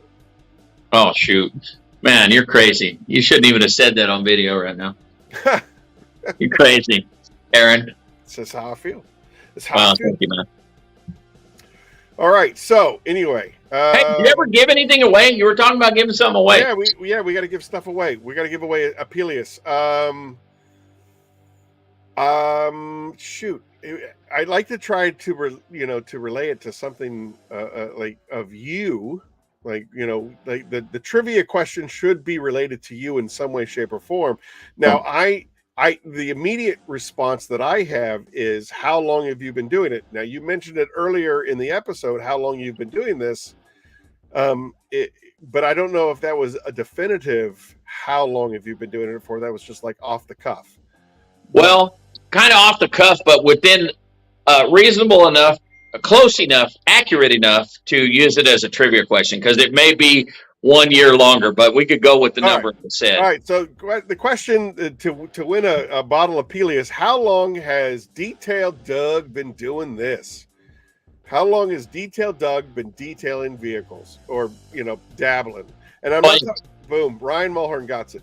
Boom, right out of the gate. Wow, that was. I thought it would be a much harder question.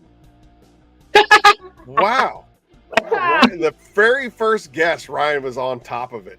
Good gracious. Well, thank you for paying attention, man. I appreciate that. Yeah, for sure. All right. Because I think I just spit that out, too. That was in one of my little rants of how it all started, right?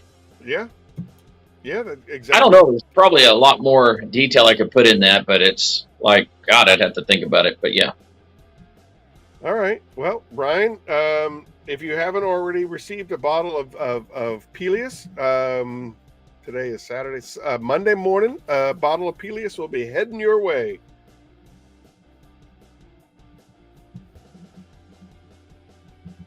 I love it. All right. All right. Hey, that keeps people on these, too, by the way, the Curmudgeon's Corner. Last week, I was going to bolt out, had something going on, and then I was like, oh, he's going to give something away, but I sucked. I think I got the answer after somebody else already got the answer. But that keeps people, they want to win products, man. It's funny how free stuff gets people's attention. Well, I mean, no, it's good of you, man. Well, not only that, but at the same time, it's like, there's literally 80,000 million gazillion trillion things that you could be doing on a Saturday night other than hanging out with two old guys that are just like, hey, old guys rule. Hey, why don't you get a Phoenix E.O.D shirt made and then on the back put, old guys rule or something? That would be awesome. Old guys rule. Yeah, come on. And the thing is that even if I'm not considered an old man, I always say, and I'm stealing this from Indiana Jones, it's not the years, it's the mileage. And if anybody that knows me knows that I put some miles on these tires. I'm on retreads. So old detailing dudes. That's right. Hawaii Tim, old detailing dudes. Dude, Hawaii Tim's amazing, right? I'm pretty sure that's his IG handle. Yes. Hey. And then he asked that question earlier, like, hey, when are we going to polish at the school? This guy's a nut, man. A nut in a way that you love, though. This guy wants to come out here and go to the school I just paid it forward to and teach these kids how to polish cars, which I'm down with, but that'd take a little, with the school and him and his schedule. He's busy. Talk about busy. None of us are busy. I mean, a business owner like yourself, yes, but like Tim, he's crazy busy. Yeah, he is. He's got his hands in all kinds of different pots, for sure. All right, so I just highlighted this from Shine Your Light. I cut a date short and went home alone tonight to hang out with you guys. Hey, shine your light. And that's why I'm single. That's why I'm still single. All right, all right. So there are things like I talk to Papa Smurf almost every day. I think Sundays we pretty much give each other a break. Family day. Maybe Mondays, because as a mechanic, he doesn't work on Mondays. He Oh, works. shit. Well, he works Tuesday through Saturday, so he keeps barber's hours. But often he'll give his kids a ride to school, and then he'll call me on the drive home from school. And we call it the drive-in, which is like if we ever do a podcast, that's what we're going to call it, the drive-in, because it's double entendre. That's cool. But one of the things that we do, we'll tell horrible stories about each other, and then the idea is to remember that horrible story and then throw it up in that person's face. Conversations down the road. It's hysterical. Oh. It's a good time. I think as far as the sensitive nature of the world that we live in, I am under the umbrella of you can make a joke about anything. Yeah, it's a joke. You're a 70s kid, bro. Of course. Right. Exactly. Yeah. Exactly. Yeah. You can. It's a joke. So make fun of it. And as an EMT, as 20 years in EMS, it's like you have to have that dark humor. I mean, you have to, in order for you, either that or you're going to, and again, this is not something that I'm making fun of, but you're going to eat a bullet. You're going to kill yourself. If you cannot. Yeah, that's a ugly career. Can be. Yeah. Police, fire, and EMS is the highest suicide rates of any profession in the world. It's just what it is. And there's 1,000 studies on why that is. Whatever. That's not for tonight's show. No, sir. But you have to have that dark humor. And it's the only way. Oh, Fred Samovich is in the house. What's up, Fred? Hey, man. This guy. That dude's awesome. Tell me something. Hey, if you know the story, Fred, I think he explained it to me. So I see him come on Instagram and then under the glove box too. He's part of the glove box team, but he's not like, how does that work? Fred, chime in, man, here. Write something. I'm going to completely, bastardize exactly what he does. But from what I understand, he belongs and he works for a marketing firm. Like that's his job. Yeah. He works for a marketing firm, and he's very accomplished in that field. And I believe that he hooked up with Brad, who is the owner of Glove Box, to basically help Brad out. Now, I don't know what their connection is or any of that stuff, but I believe that he works with Brad, for Brad in some capacity, but his main job is he is a marketing guru. He's a very generous guy, man. He reached out, let me try some of their stuff. So he did not have to do that. So I appreciate it. He's tried epically hard to get Phoenix to hang out with Glove Box. And being an old curmudgeon that I am, I'm just like, I'm just dragging my feet. It doesn't work for me and whatnot. But he's been very generous with his time. He's always been a very good friend to how is everything going? He's always checking in with me and making sure that I'm not putting a gun in my mouth. So he's a good dude. There are 3 of us in Glove Box, and now I own a small part of the company, but Brad and Jason founded Glove Box. Well, that's great. God, I didn't. That's awesome. He told me a part of that. I didn't pick up on that. He was part owner. So good for you, Fred. Yeah, for real. Good job. That's awesome, man. And your Glove Box is an amazing thing. I haven't been able to crunch the numbers enough to make it work for me. You mean on donating Phoenix stuff? What's that? You mean on sending Phoenix stuff to them to make a Phoenix box? Yeah, because I mean, like they're growing at an epic rate. Their fan base, their membership base is growing so well that I don't know if Phoenix can keep up with it. Like we don't have deep enough pockets to grow with them. But hopefully we'll get there.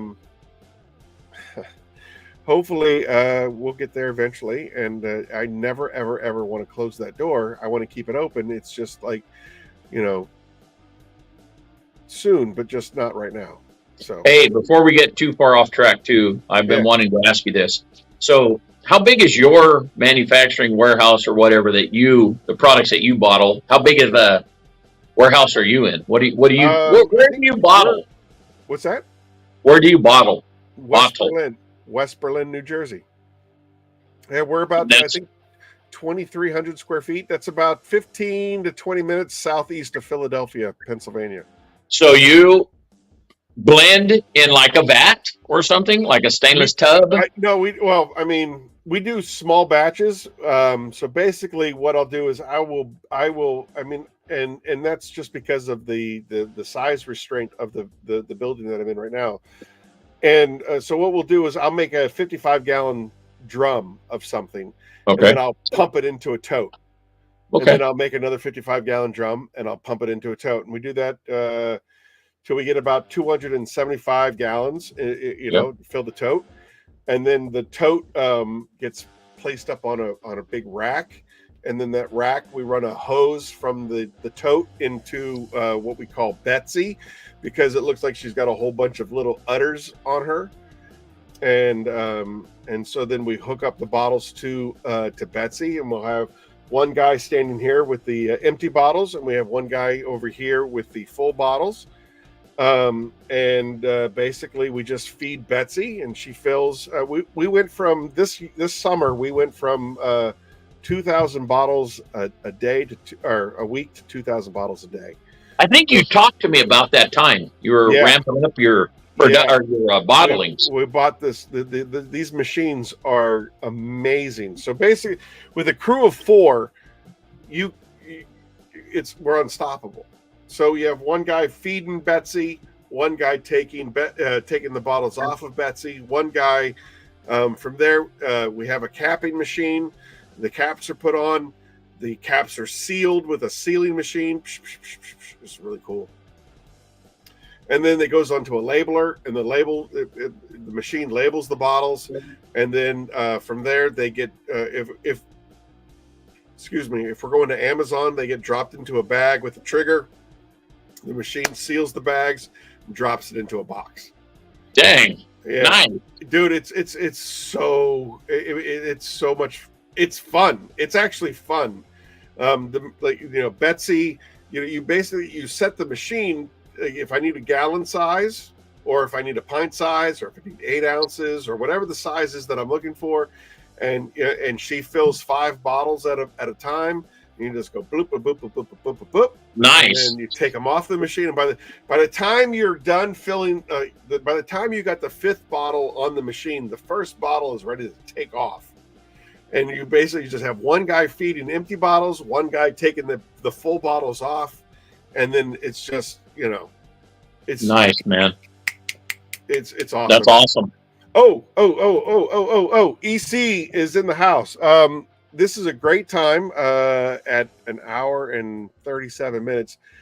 So Eddie Colin is in the house. Eddie is. I am pleased to announce that Eddie is going to be the very first live stream of Curmudgeon's Corner in 2024. Nice. Yes, sir. Eddie has agreed to be generous with his time.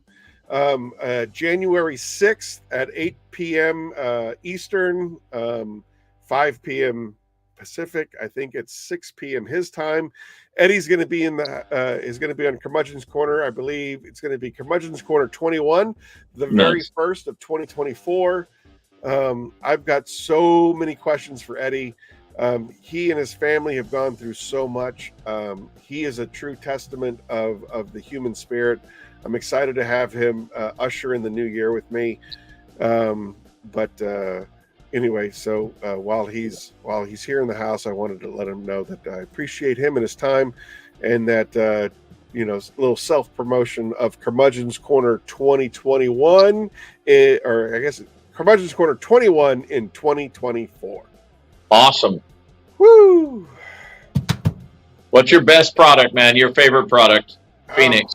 Dude, what are you most proud of? Titan? It's Sophie's Choice, right? You're asking me about Sophie's Choice. Titan is it. All right.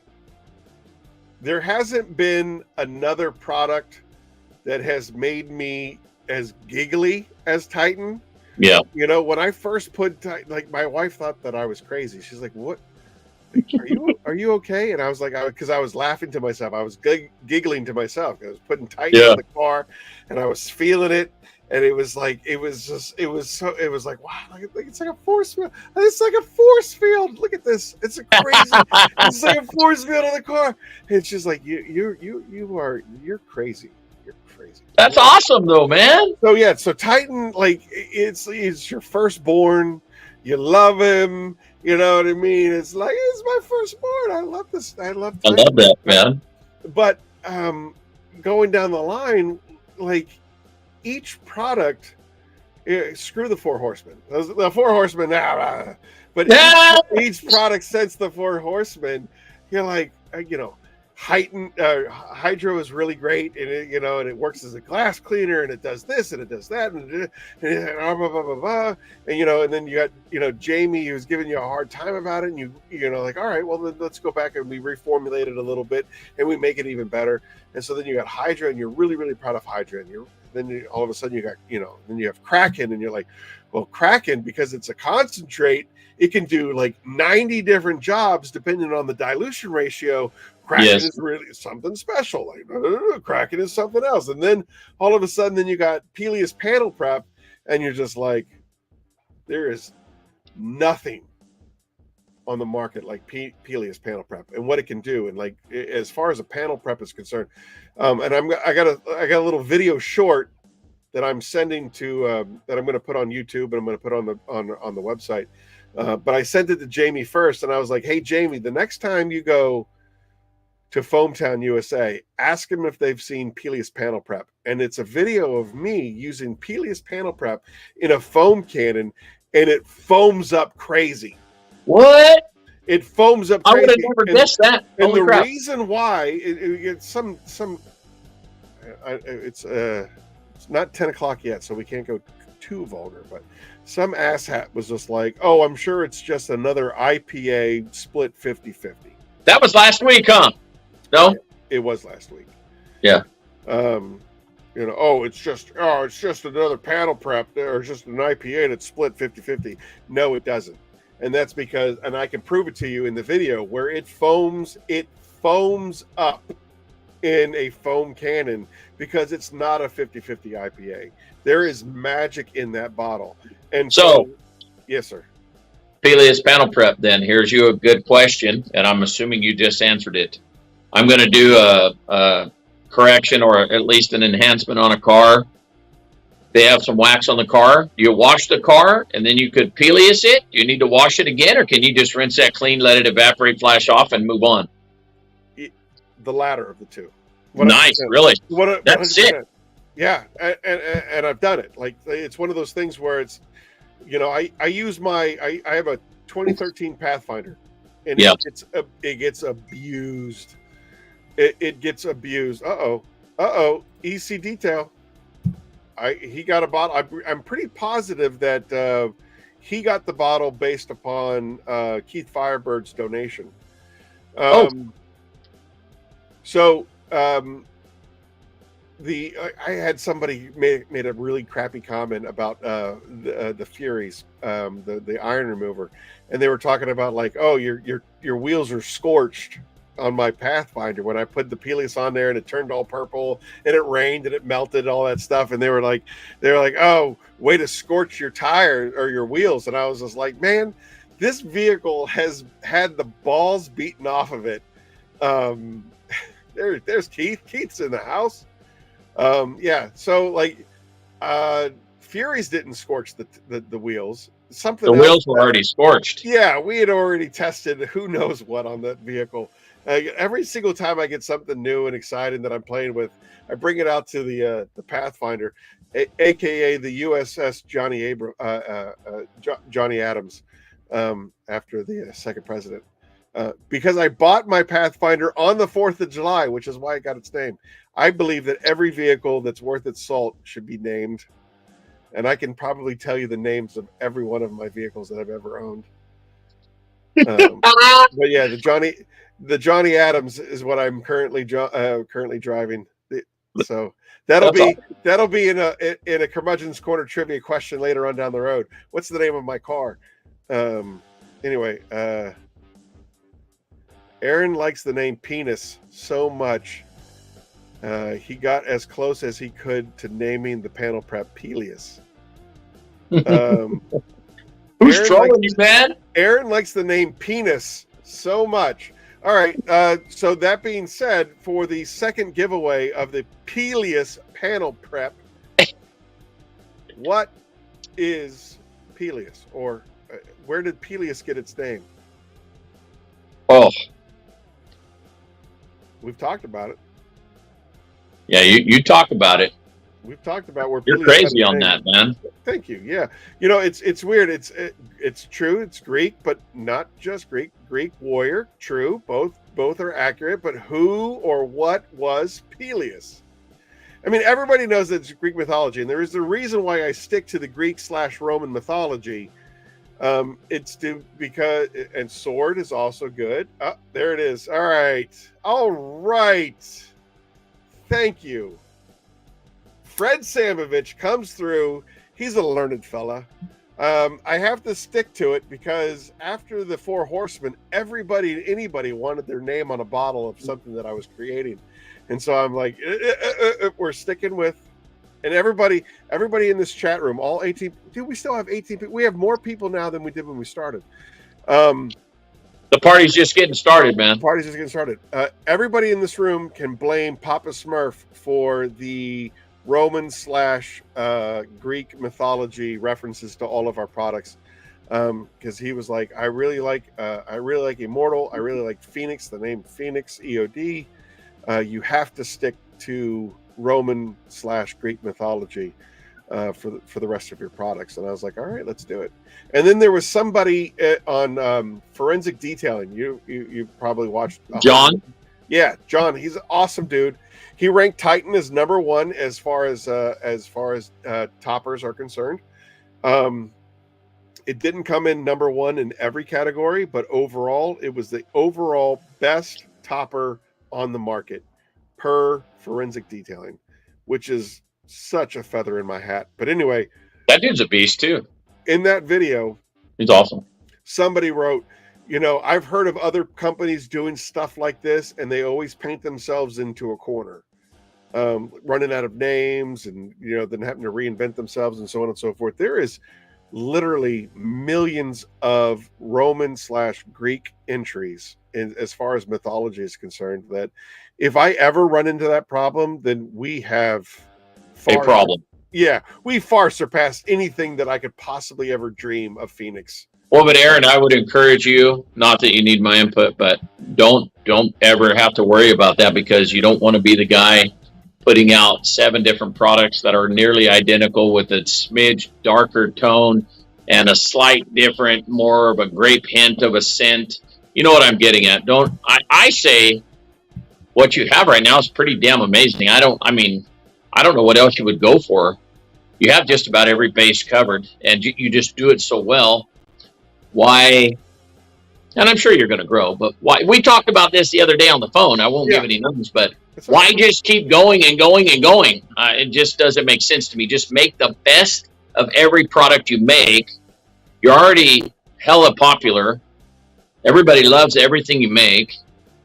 Just make it better. If you can improve it, just improve it. Well, yeah, I think the evolve is definitely a mantra that we incorporate into our company. And to further your point, I get a lot of requests, a lot of emails, comments, DMs about, hey, when are you going to do Papa Cut can do this, but I want something that can be even more aggressive. Can you get me like an 800 grit sand scratch remover and stuff like that? And I'm like, Papa Cut can do 90% of any kind of paint correction that you're going to encounter, unless you're doing like a barn find or something ridiculous like that, which happens. It does happen. I don't want to be that company that reinvents themselves 19 different ways. No. But I do want to check off all the boxes. I want to cover all of the bases. And now, as far as painting myself into a corner, the question is, well, do you make a panel prep? And you're like, well, Hydra works phenomenally as panel prep. Peleus panel prep, cut 50/50 with an ice with a distilled water, makes for an incredible panel prep. do we need to make a specific product that says Phoenix glass cleaner on it, or can we say, hey, if you buy this product, you can use it 9 different ways. If you buy this product, you can use it 3 different ways. So, I mean, again, you look at, like, you know, marketing, and you look at, you know, the all of the different companies that are out there and what they're doing and what's selling and what's not selling. And there are some people that say, well, unless it says or glass cleaner on it, then I'm not using it because it's not a Aaron, glass cleaner. So I'm not the aficionado on glass cleaner. I have like 50 up here on my cabinet, not literally, but probably 10 or 12. If I have heavy bugs, I might use one. But to get streak-free glass, honest to God, use a rinseless wash, or more times than not, damp towel, dry towel. That's it. Just water is what I use 90% of the time. Just water. Right. So I don't think you need it. However, if you did want to go down that road, you would sell tons of it because you have a great following.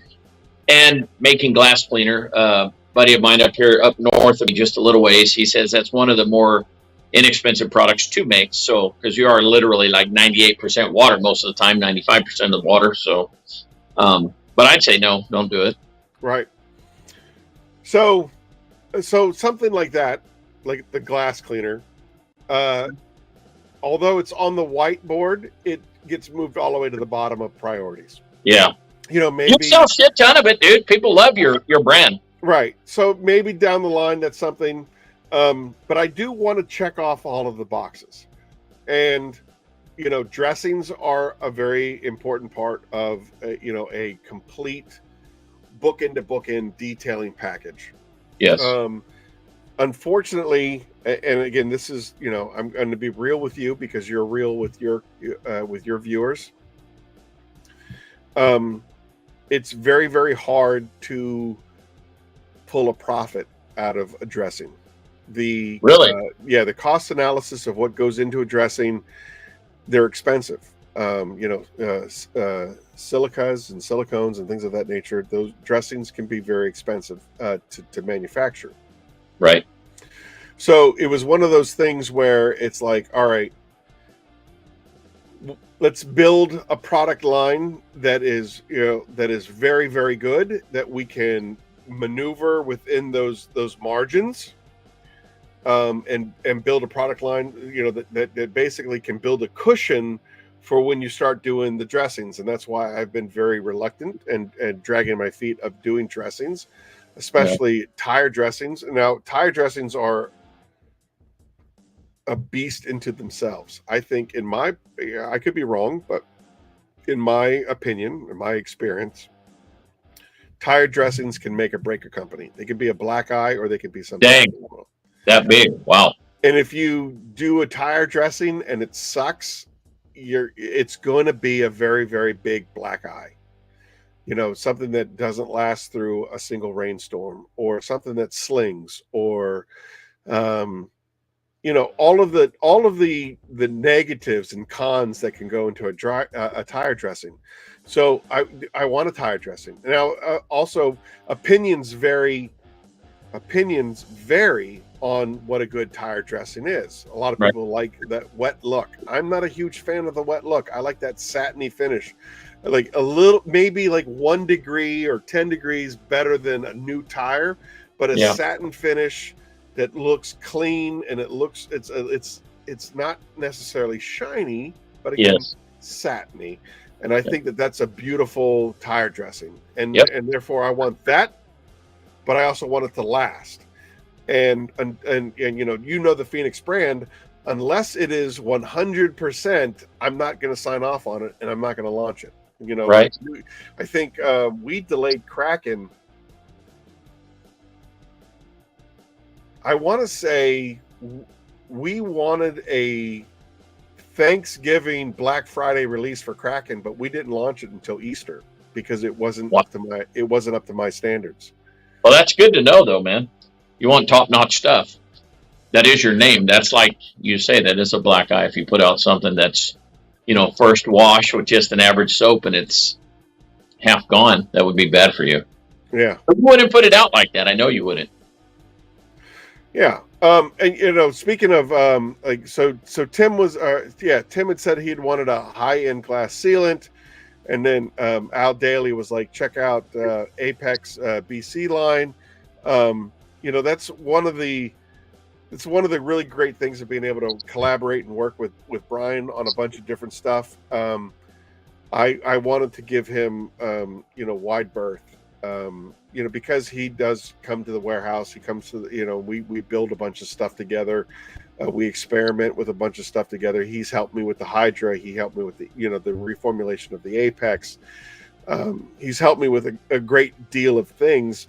I think it's respectful to him to not even, he's got a glass sealant, I got a glass sealant. I'll give him 6 months to a year of doing what he's doing, and then I will introduce something of my own blend, my own nature, out of respect to him. Obviously, you know what I mean? Obviously, he helped put me on the map. There's no reason for me to try to be in direct competition with him. I think he has a good product line. Mine's probably better. Just saying, maybe. I'm just saying, I'm able to spend a little more time playing with the chemistry. No, you did. But he has a very good product line. You know what I mean? I do appreciate him. And again, if you're talking about like standards, he has very, very high standards on what he wants to have his name attached to. I believe that. Yeah. Yeah. So. And I'm grateful that he has a different chemist. I'm grateful that he has a different blender. And so that we don't have to be in direct competition. He has his stuff, I have my stuff, and then it's up to the user to figure out what they like the most, which is, again, goes back to you, Doug. Why I appreciate you is that you call balls and strikes the way you see balls and strikes, and that you are willing to use other people's stuff, and you're not like, as the director of sales of the old company, there'd be often where I would go into a detail shop and be like, hey, have you heard of, have you tried this? And, I've used everything, and I only want to use this particular product because this is the best there is. And, you can't change my mind otherwise. And you're just like, wow. Like, there's a lot of that out there, though. There's so much of it out there. And it's like, hey, man, you're using products that are like at least 15 years technologically out of date. Yeah. Better stuff out there. Yes. Clear coat isn't the same as it used to be. Gel coat isn't the same as it used to be.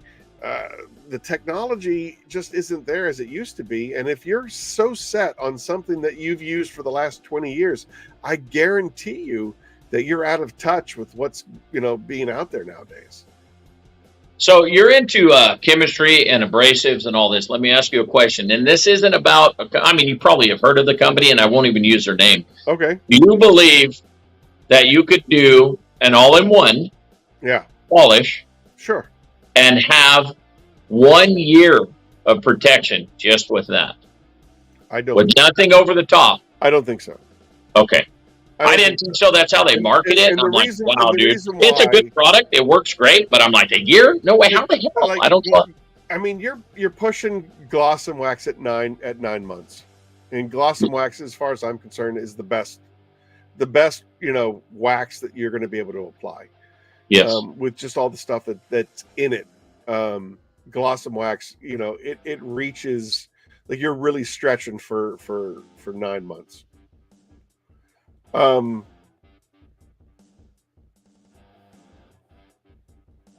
So as far as like the chemistry and the science is concerned, there are some things that don't play well with other things. Right. And so like you wouldn't put Immortal on top of Glossum Wax, and you wouldn't put Glossum Wax on top of Immortal, right? There's a wonderful customer of mine out in the Philippines, and he is such a, for lack of a better word, fanboy of Phoenix E.O.D. He wants everything Phoenix E.O.D. He loves the product line. He wants to do everything Phoenix E.O.D. and he wants to stack it all. He wants to do Chronos and Immortal, then then Glossum Wax, then Titan. He wants to build the whole pyramid, and I go, you really shouldn't. You really shouldn't. And the reason for that is ceramics are porous, right? Yeah. By nature, they're porous, and so when you put a wax on top of a porous ceramic, when that wax fails, it's gonna look really crappy on your ceramic coating. It's just gonna look. I mean, obviously the protection's still gonna be there, but it's gonna look crappy. Okay. So just don't do it. Use the Titan. Like basically go down one path or the other. We're gonna go down waxes, or we're gonna go down ceramics. Right. And the reason why Titan works so well, it's a hybrid. It plays well in both sandboxes, right? So Titan can go on top of Glossum. Titan can go on top of Immortal or Chronos. Yes. But I would not put Glossum on top of a ceramic, and I would not put ceramic on top of a wax, because obviously when the wax fails, everything fails. You could put a 5-year coating on a 7-year coating on a wax, but when that wax fails, it's done. You're done. It's over. Okay. So here's a question then. One of the companies I used to follow, this goes back in the beginning, probably 8 years ago, 9 years ago. They used to claim like they would do their coating and then put the wax on top as a sacrificial layer just for the first week. You know how you're supposed to keep them dry and all that. But then if the ceramic is doing its job, it will shed that wax within that week anyway. Is that accurate, or is that bananas? What is that? I mean, that's a great question, Doug. That's a great question, because I know, like, there are people out there that want to, put multiple layers of a ceramic coating. Like I'm going to put Chronos down, and then I want to put another layer of Chronos down on top of it. If you go too long in between layers, Chronos will reject itself. Wow. Is that all with the curing, or what? The cure time? Yeah. So you want to do it within 2 hours. Like I put down a coating, and then I want to let it cure for 2 hours, and then put down another one. But if you go like 12 hours, it's going to reject itself. So I would imagine it's the same principle. It's the same principle. That's what I'm going to say. But I wouldn't want to put a wax on top of a ceramic coating. I just wouldn't want to do that. Right. I'm a bonehead that would do that just because I get bored here in the winter and there's nothing to do, and I'll wax my wife's car. I've done it. I ain't gonna lie. So now listen, you can do that. Like your initial reaction, or your initial results, the initial results are going to be phenomenal. You're going to be like such a level, a depth of gloss. You know what I mean? Almost like remember back in the 90s, those posters that if you stare at it, you can see the sailboat. It doesn't look like anything at first, but if you stare at it long enough, it becomes a sailboat. Like that level of depth you're going to see. But again, when that wax fails, it's going to look like absolute trash. Now, if you're someone like what you just said, where you get bored and you want to experiment, you want to play with it, I say go for it, dude. Do it up as much. You want to be that guy in the Philippines and go nuts and do everything, go for it. But be prepared to use Peleus and strip that crap off, because often you'll see a ceramic will appear to have failed. Okay. But it hasn't failed. It's all the impurities that are embedded in that ceramic coating. And that's why, mineral removers and strippers and things of that nature, when it comes to a ceramic coating, are so important, where it's like, oh, this ceramic coating has only been on this vehicle for 7 months and it looks like absolute junk. Well, it's like, well, have you exfoliated that ceramic coating? And then all of a sudden it's like, Marty McFly, when their parents kiss, all of a sudden we're alive again. That's the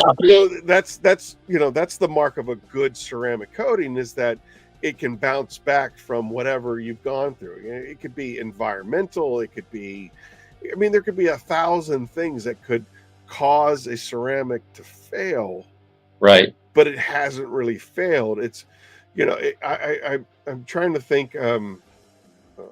That image is probably wrong, but oftentimes you'll see where like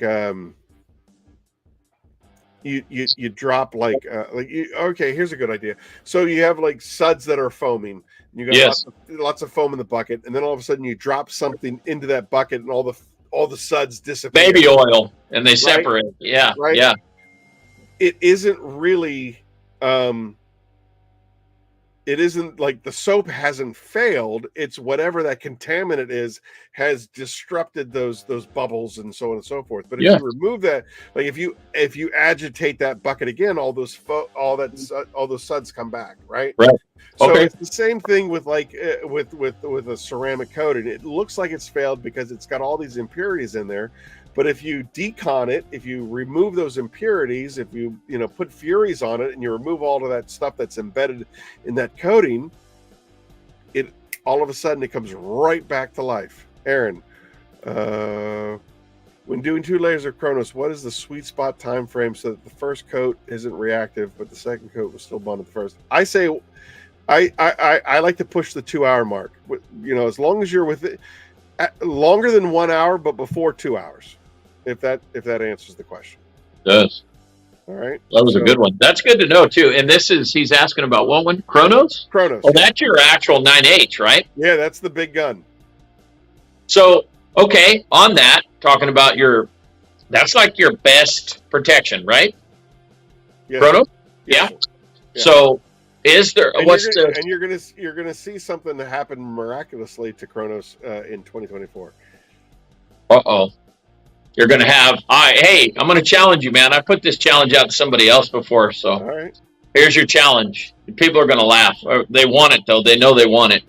We need a coating that will fill, the swirl marks. You don't have to prep paint anymore. You just prep it, put down your coating, and walk away. Aaron, it's on you, brother. Get it done. Woo! No. And I haven't been drinking that much. I've been drinking, and I'm going to say no. I'm gonna say no. What the hell, bro? I'm gonna tell you right now, like everybody in the universe has been looking for some magic wand that can save me 1,000 hours and 1,000 steps and so on and so forth. And there's a couple of very interesting personalities on the internet that says that you don't need a panel prep, you don't need to paint correct, you don't need to do this, you don't need to do that. And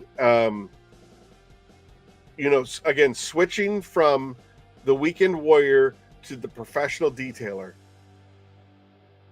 You're charging what you're charging for a ceramic coating. Do it right. Yeah, I can see that. There are so many things that can go into the lifespan of a ceramic coating. All right. There are 100 things, people are like, well, it says that it's a 7-year coating and it only lasted 2 years. What was your panel prep like? What was your maintenance schedule like? What is your environment? How are you keeping the vehicle? Is it a daily driver? Is it garage kept? I mean, all of these things that I'm pretty sure Eddie EC details. I think he commented on this in one of his videos where it was kind of like, these are all lab tested, and you can go by the science. By the science, you can say this is a 7-year coating, this is a 5-year coating, this is a 3-year coating, this is a 2-year coating, 1-year coating. Yes. Go by the science. But then, like spending 20 years in EMS, there's book knowledge and then there's real life knowledge. Same in the military, bro. You know that. Exactly. Same in the military. This is what you learn in the classroom versus how it actually works in the field. And what I'm telling you is that in the lab, you can get these results.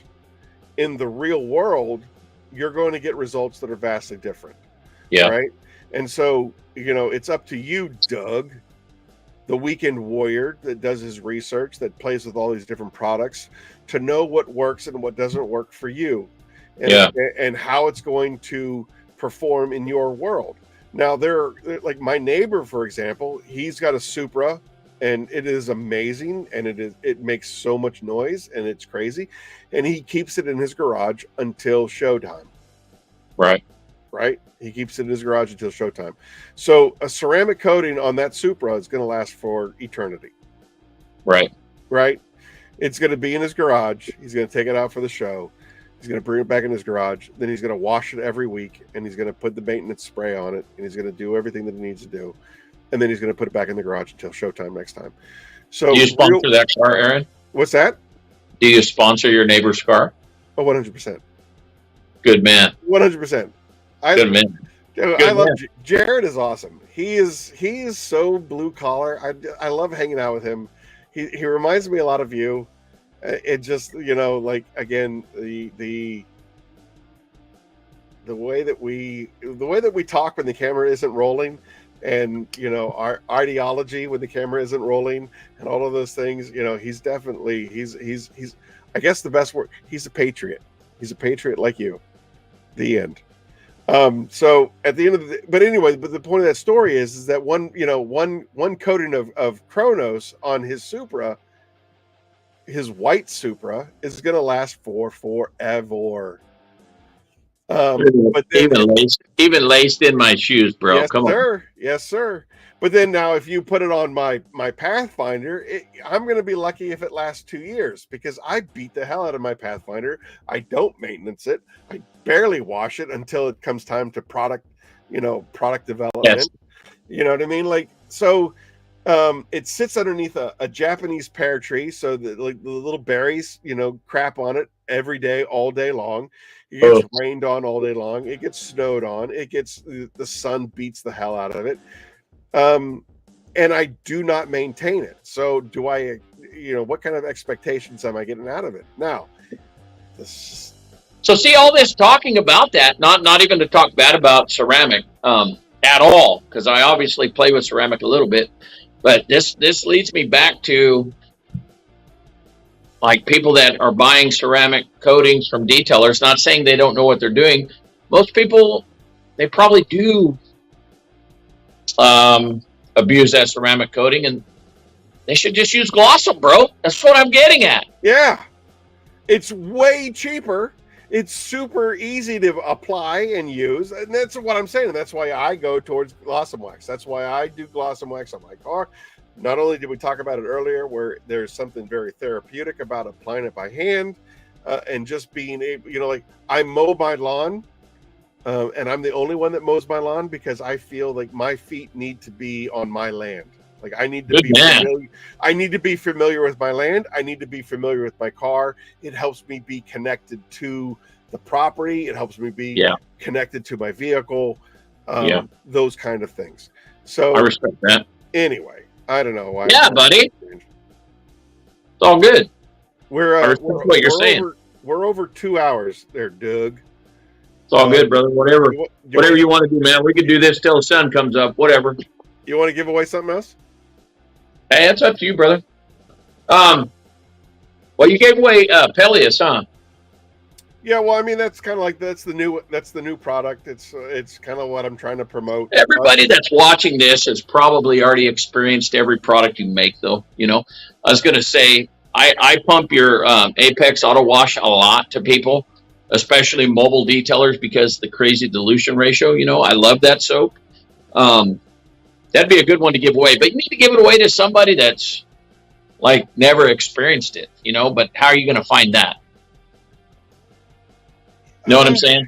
No, it's true, but I mean, also, like, because it's the Peleus is a Tim, thanks for coming out. Appreciate you. Saturday night. I do appreciate you coming out and watching us. So why Tim leaving? Yeah, he's got to bounce. He's got to be up in 6.5 hours. Oh, dude, later, man. Damn. Doug, to answer your question, like, that's why I'm trying to promote the Peleus, is because hopefully not everybody has sampled the Peleus yet. Yeah, I know for a fact Fred hasn't had it yet. I don't think Ryan Mulhern's had it yet. Those are the two winners from earlier tonight. Great. That's a win, dude. Yeah, exactly. Like, so that's a W. And I don't believe that Eddie had tried it until Firebird sent it to him. A W. Yeah, absolutely. So I think, so do you have a trivia question, or do I have to think about it? Who, me? Yeah, you. No, not really, man. Rick Smith has never tried it. See, Rick Smith has never tried it. Never tried Peleus or Apex. Peleus. He's talking about Apex. We're talking about Peleus. Oh, is he talking about Peleus or Apex, Rick? Rick. Dad. What are you talking about? Peleus, Apex. Me too. See, there's Probably plenty of Peleus. people out there that haven't tried the Peleus yet. Anyway, hey, by the way, and for the record, it foams because it's not just an IPA. It foams because it's not just an IPA. Get it? Hey, bro, I'll do a video on that tomorrow. You want me to? I will. Yeah, whatever. I'll do a short because my videos get like 2 views. We're not doing that no more. Long videos. First and foremost, let me fact check you right there. You have 2.3 subscribers. 2.3 views instead of 2. Thank you. 2.3 thousand subscribers. Yeah. And the soap, the thimble soap video that you did has gotten well over 1,000 views.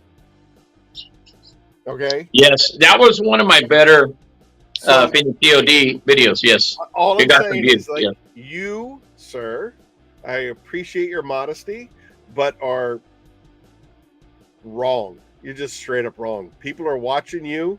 People are listening to you. I will tell you right now that we are selling like wildfire Apex Auto Wash on Amazon. It's one of the that's harder, a great soap. It's one of the harder products for me to keep up on Amazon. Amazon is such a unforgiving mistress that yeah. I was on there yesterday just thumbing through, looking at more of your products. I was like, I think I'm going to buy some more of this, some more of that.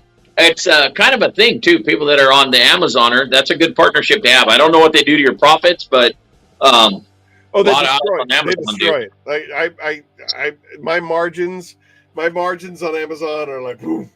I've heard that. I've actually heard that. But they are shrink a lot, yeah. Their reach is unbelievable. I'll tell you this. Here's a great case study. All right. So we had so Titan was our first product. It was our first product to go on Amazon. It's been getting a lot of traction on Amazon. It is cheaper for Phoenix to build ginormous pallets and ship them into Amazon on a pallet versus like UPS ground individual cases and stuff like that. Right. So we're watching the numbers and we're like, all right, we need to ship in another case, another pallet of Titan. So we send the Titan in and they lose it. They lose the pallet. What? And I'm watching the inventory on Amazon just go to zero. Oh my God. And sales went from like off the chart to zero. It was like they turned off the faucet. And so we were able to basically, what we did is we built a whole bunch of cases. We sent them in by UPS ground, obviously because it's so much faster. Because like Amazon freight it takes a long time. They ship it, then they unpack it, then they figure out where it needs to go, then they ship it all across the nation. Wow! And then finally, it is ready for sale. Right. Dang. Versus UPS ground, which UPS ground will go, all right, these 3 cases are going to Hazleton, Pennsylvania. These are going to Syracuse. These are going to Texas. These are going to, you know what I mean? Like they immediately send it to the facility. Right. Versus freight, which is basically we send it to Richmond, Virginia. A ginormous crate goes to Richmond, Virginia. And then from Richmond, Virginia, it gets dispersed throughout the country. Right. So immediately I sent all of this stuff to UPS ground so that it got across the country, but I mean, it's so much more expensive to send it UPS ground versus freight by pallet. Yes. But as a case study, you can say Amazon Prime versus Amazon Fulfilled by Seller are night and day, because as soon as Prime runs out of inventory, it kicks over to Fulfilled by Seller. So anybody that were to buy something off of Amazon, I get the email that says, hey, Rick Smith bought this product. You need to send it out to him. You got 24 hours to send it out to him, or you're going to get dinged. Oh, ouch. Oh yeah, it's huge. Amazon, like I said, is an unforgiving mistress, and there are so many hurdles you have to jump through. But that being said, the difference between Prime and not Prime, was tangible. You could feel the difference. There was like, we're Prime and we're selling like hotcakes. We're not Prime, nobody wants it. Wow. It's just like, all right. We've now figured out that Amazon Prime, although they take a huge bite of the pie, are such a necessary evil. Like, you just have to do it. You just have to do it. You're like, all right, whatever. You know, would you rather sell 200,000 at 10 cents or 20 at $7? Yeah, that's easy math. Right? Yes. So, it is what it is. Whatever. Well, just keep your prices where they are, man. You have. I was looking at that yesterday too. I don't remember the prices on everything. You're very reasonably priced for what you have. Don't go smoking any weird flower and start pricing your gallons at $85 a piece, huh? I'm never going to. All right, good man. And Doug, I've talked about this on my previous Curmudgeon Corners. I have a very humble background, and one of the things that I learned working at the old company, was that detailing was one of those is a trade that you could pick up very, very quickly without a whole lot of education. I think detailing is one of those is a trade that it's actually doing the detailing that makes you better. You know, there's no book learning in detailing it. It's trial and error. It's practice makes perfect. It is, it is a true blue collar trade. Yes, you learn it. You can perfect your abilities, but there's no amount of reading that's going to make you a better detailer. Hands on. That being said, being someone that in the course of their life has squatted in a house, in an abandoned house, and being at rock bottom, it is paramount to me that I can make the best product possible and have it be as affordable as possible. Yes. To everyone and anyone that can use it and will use it. I want the product to be easy to use. I want it to be the best product to get the best results at a price that you can still feed your family at the end of the day. That is my mission. That's my mission. That is my pay it forward.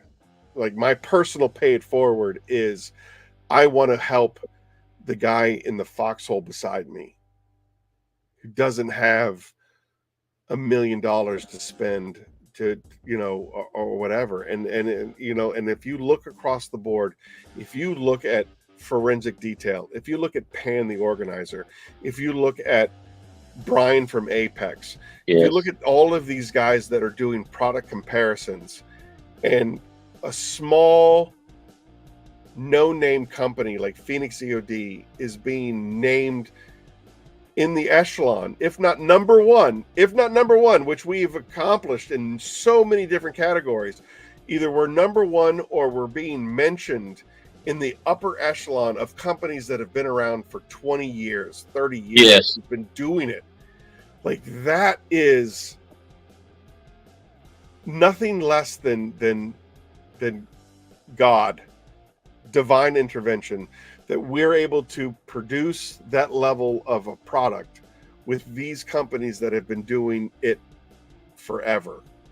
Yes, I love that. And then being able to make it as affordable, like, not to knock anybody, but I know like Mazerna's is like $80 a quart on stuff. Like, for polish?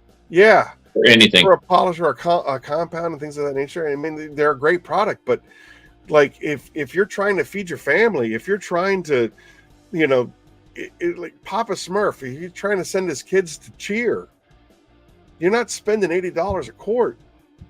No, that's ridiculous, man. 80 You're a quart. not. You know what I mean? Like, let me help pay it forward in that way, where I can make, you know, like again, going back to the video that you did on the Apex soap, a thimble of soap.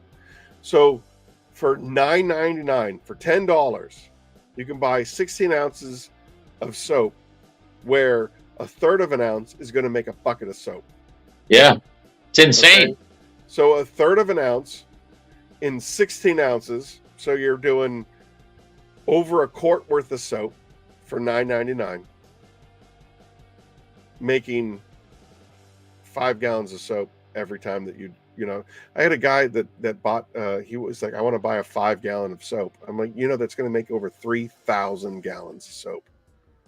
You know, like are you wrapping your head around that? Like you want to buy 5 gallons of soap that's going to make 3,000 gallons of soap. Yes, that's incredible, man. For what, $150? Okay, feed your family, make a living, do that. I want to be a part of that. I want to be a part of that. And it's because of where I've come from. Right. And like, as long as I'm at the helm, I mean, I have a board of investors, and at some point, I'm sure they can probably do whatever that is to do to replace me. But as long as I'm at the helm, I'm going to send a sticker in every order that says, thank you for your support. And I'm going to keep things as rock bottom as I possibly can. Dude, that's awesome. How many of those things do you sign a day? Stickers. A lot. I signed a lot of those stickers a day.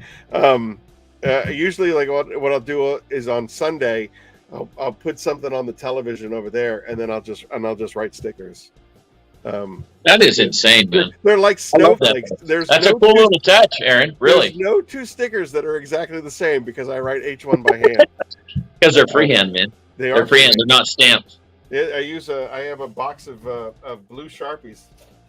I use because everything's branding, so I have to use blue.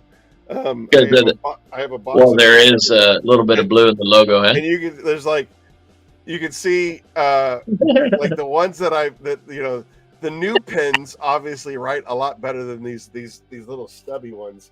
But what do you use? Which one do you use the most of? I might send you, I'll send you a box of those for your stocking this Christmas. I use the blue Sharpies. Yeah, just like those. Okay. Regular blue Sharpies. I got a box of them. This is what I buy. I go to Staples. I buy me a box of blue Sharpies, so that I can write my stickers. And like I said, as long box of candy canes, a bottle of Bullet, and some Sharpies, you're set. As long as there is air in my lungs, I'm going to write those stickers. That's the last job that I will ever have at Phoenix E.O.D. is writing. Hey, as stupid as it sounds, I mean, yours are personalized and giving thanks to the customer, which is awesome. But I've had companies that don't send a sticker with their order. I like straight up email them. Hey, man, don't you send a sticker? You don't have a 50-cent sticker. I don't know how many stickers you make. I know stickers are expensive because I've had stuff made myself. It's insane, but on the volume level, some of these companies make them. They're probably 10 cents. I'm like, bro, you can't send me a sticker? So they send me like 10 in an envelope. I'm like, thank you. So always send your sticker. I would say that they're about 50 cents. Dude, that is crazy. I don't care. Without you, we don't exist. That's nuts, dude. And you're worth, every customer is worth 50 cents of my time. I'm sorry. That's just all there is to it. Yes, but when you place that order, you place them, 100,000 at a time, 50,000, 20,000. I mean, that's a big order, dude, just for stickers. Yeah, for sure. Yeah. Damn. Yep. They come in big stacks. You have a print guy, or you print them? I have a print guy. All my labels are printed from a company. Everything is. So like I said, I mean, it seems like I'm a small company, but I have so many 1099s out there. I have a guy that does the illustrations for every one of my products. I have a guy that does the label for every one of my products. And then I have a printer for my products. You know what I mean? Like I try to, and I won't work with anybody else. I work with 99 Designs, and I work with Upworks for my Illustrator, and and if they're not as responsive as they could be, I'll get an email. Hey, this person hasn't responded to what you needed. Would you like to find a different designer? Would you like to find a different, labeler? No, I won't work with. I won't work with. I like your loyalty, man. I love that. I won't work with anybody but these guys. I won't do it. Good. Dilshan is my illustrator. He's done every illustration on every. If you look at the bottle of Phoenix's products, every in the background of every label there is a picture. Titan is a beast unto himself.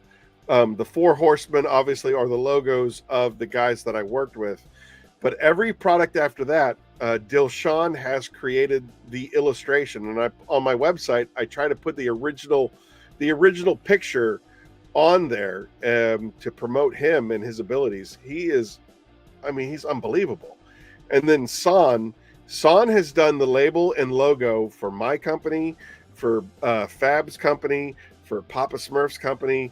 I think Apex's company, my brother's company, a couple of other companies that I work with. San has done the logo and the labels. I still got to email him. You sent me that. I'm going to email him, see what he can do for me. He's amazing, and he did the old company's logo, like the revamp, because I think the original logo was some really cheesy teenage. On yours?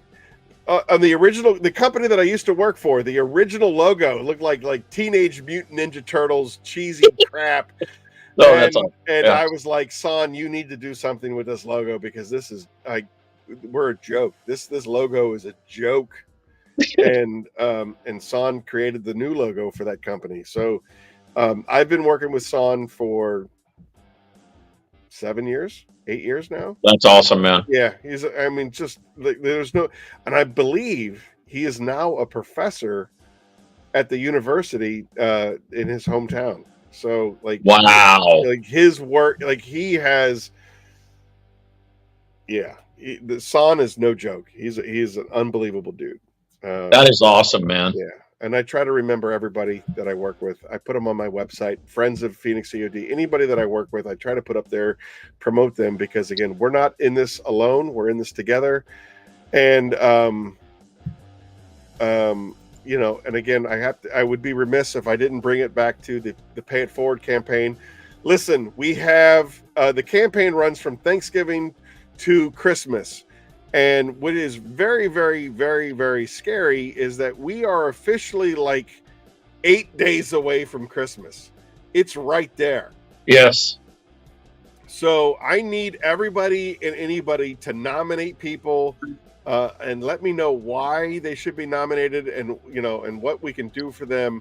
We're supposed to have 4 prizes, which is the grand prize, first prize, second prize, third prize, and then 4 honorable mentions on top of that. And honorable mentions can be anything. They could be like, I love my grandpa. I'd like to have, I'd like him to get a bottle of Titan because he loves his car and he loves detailing his car. Okay. That's an awesome thing. That's an honorable mention. All right, cool. My grandpa, I love my grandpa more than anything in my life. Yes. And because of my relationship to my grandpa, you'll probably be a winner. The point of that story is that we need nominations. We have so many donations that have come in.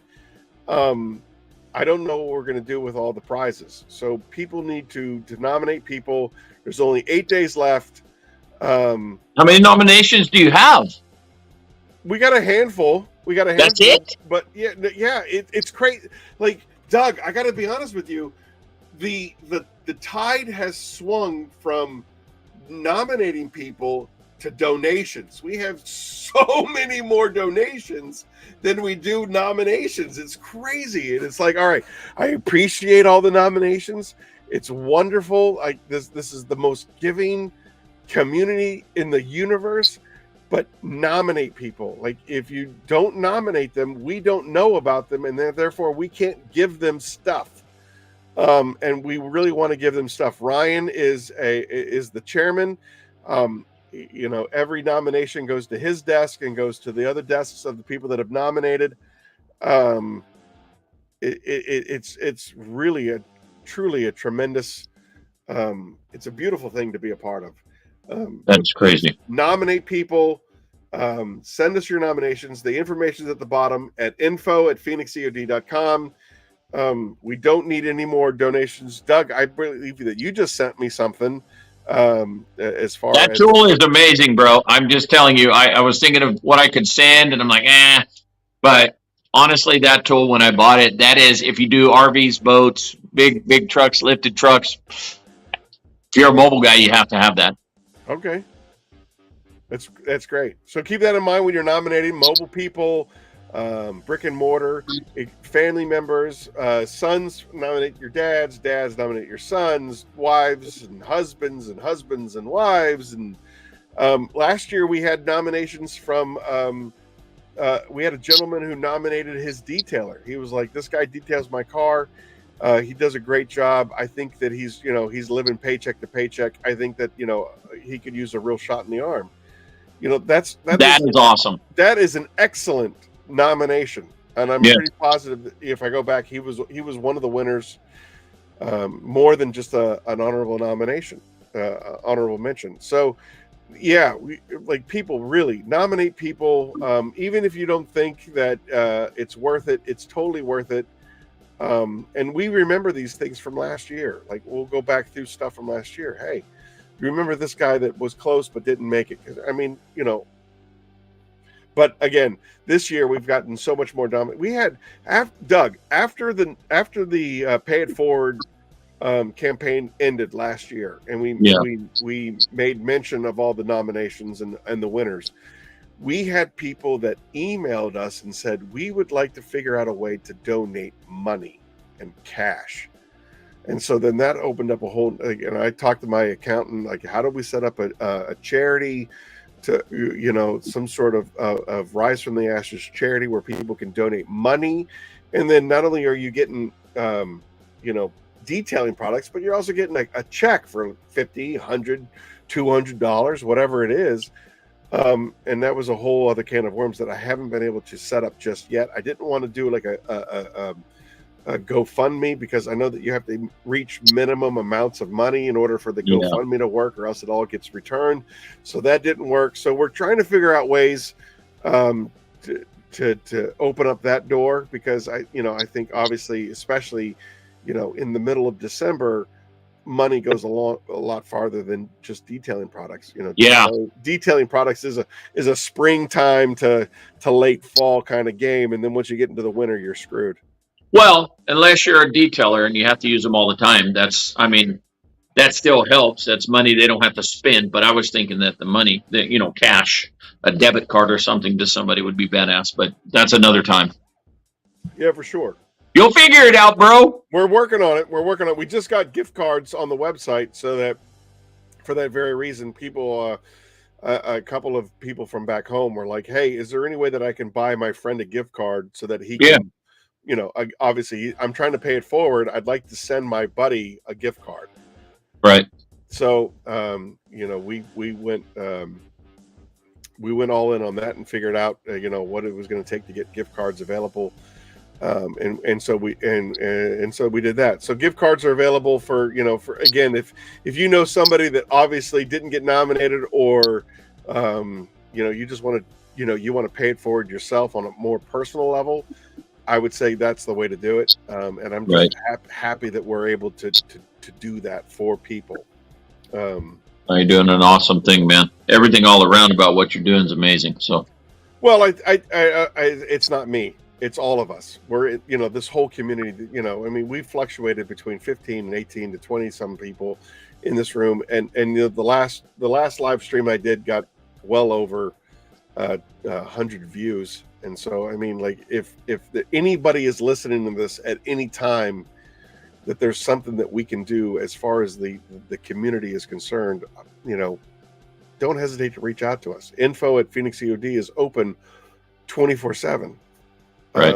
And we want to help. And there's so many people out there. And even if it's like, hey, on your next Curmudgeon's Corner, can you mention this? I guarantee you that people are going to reach out. People Right. do that. People, this is more than just a community. This is a family. This is the Phoenix family, and I'm just honored to be a part of it. I mean, I might be the figurehead, but I'm just a part of a much bigger community. Everybody I talk to says you're a great guy, man. So everybody loves you. Well, straight up. Aaron's a solid dude, man. I don't love tell that Aaron. to my wife. Hey, we're in the same boat. Don't worry. I've got one of those inside. Believe me. She's good. Well, she did bring me some alcohol, but I didn't finish drinking it. So whatever. The night is young, especially for you, Wes. I don't drink that much, man. I drink like a mixed drink a year, maybe 2. Okay. I'm not. I drank a lot in the military, but when I get out to you, I'm going to make you the best old fashioned you've ever had. Bring it on, brother. Please. I would love that. You got to bring some bullet. We'll go get some bullet. Hey, all right, yeah. You're talking about coming out here, man. You better watch out. You'll have to. It's not a joke. I want to. I mean, I have to. Like, I don't know if you know this, but I spent 4 years out there in Irvine. Really? Yes, sir. I was. My dad was a pilot in the Marine Corps. When he was stationed at El Toro, California, he was part of the VMA 214 Black Sheep. Nice. He was also part of the VMA 311 Tomcats. Dude, I love it. He flew the A4 Skyhawk, and we were stationed at El Toro. We had a small little rancher in Culverdale, aka Irvine, California. And as far as I'm concerned, I spent the best part of the 80s in Southern California. I mean, wow. I look back at it, like, before the world became weird. I can't think of a better place to spend my adolescence than in Southern California. I mean, we rode our bike to, Balboa. Pier 42 was one of my regular hangouts. Yeah, man. Crazy. It was, stay outside until the streetlights came on. And even then you had a little bit of, flexibility. Yeah. Kids were raised way different then, huh? 100%. We could do. I was talking to my dad. My dad was born in, he's a boomer, so he was born right after the war, and he grew up in the 50s, and and went to college in the 60s and stuff like that. And I said, I can't think, looking back at being a fan of history. Like, I love history. I love reading history. I love learning about history and what the world was like and what was going on and all that stuff. I can't think of a better time to grow up than in the 80s, especially in awesome. Southern California. Are you kidding me? It was like you guys were too busy trying to figure out, my mom had a job and you had a job. So we were at the end of, single income families. Right, so we had a double income family. That was the first generation of double income families. So we didn't really have any. We didn't have any kind of parental influence. It was like, hey, go out and figure it out. And then, of course, it was before the huge technical boom of being on Facebook and Instagram and all that other crap, and everybody knowing every aspect of your life.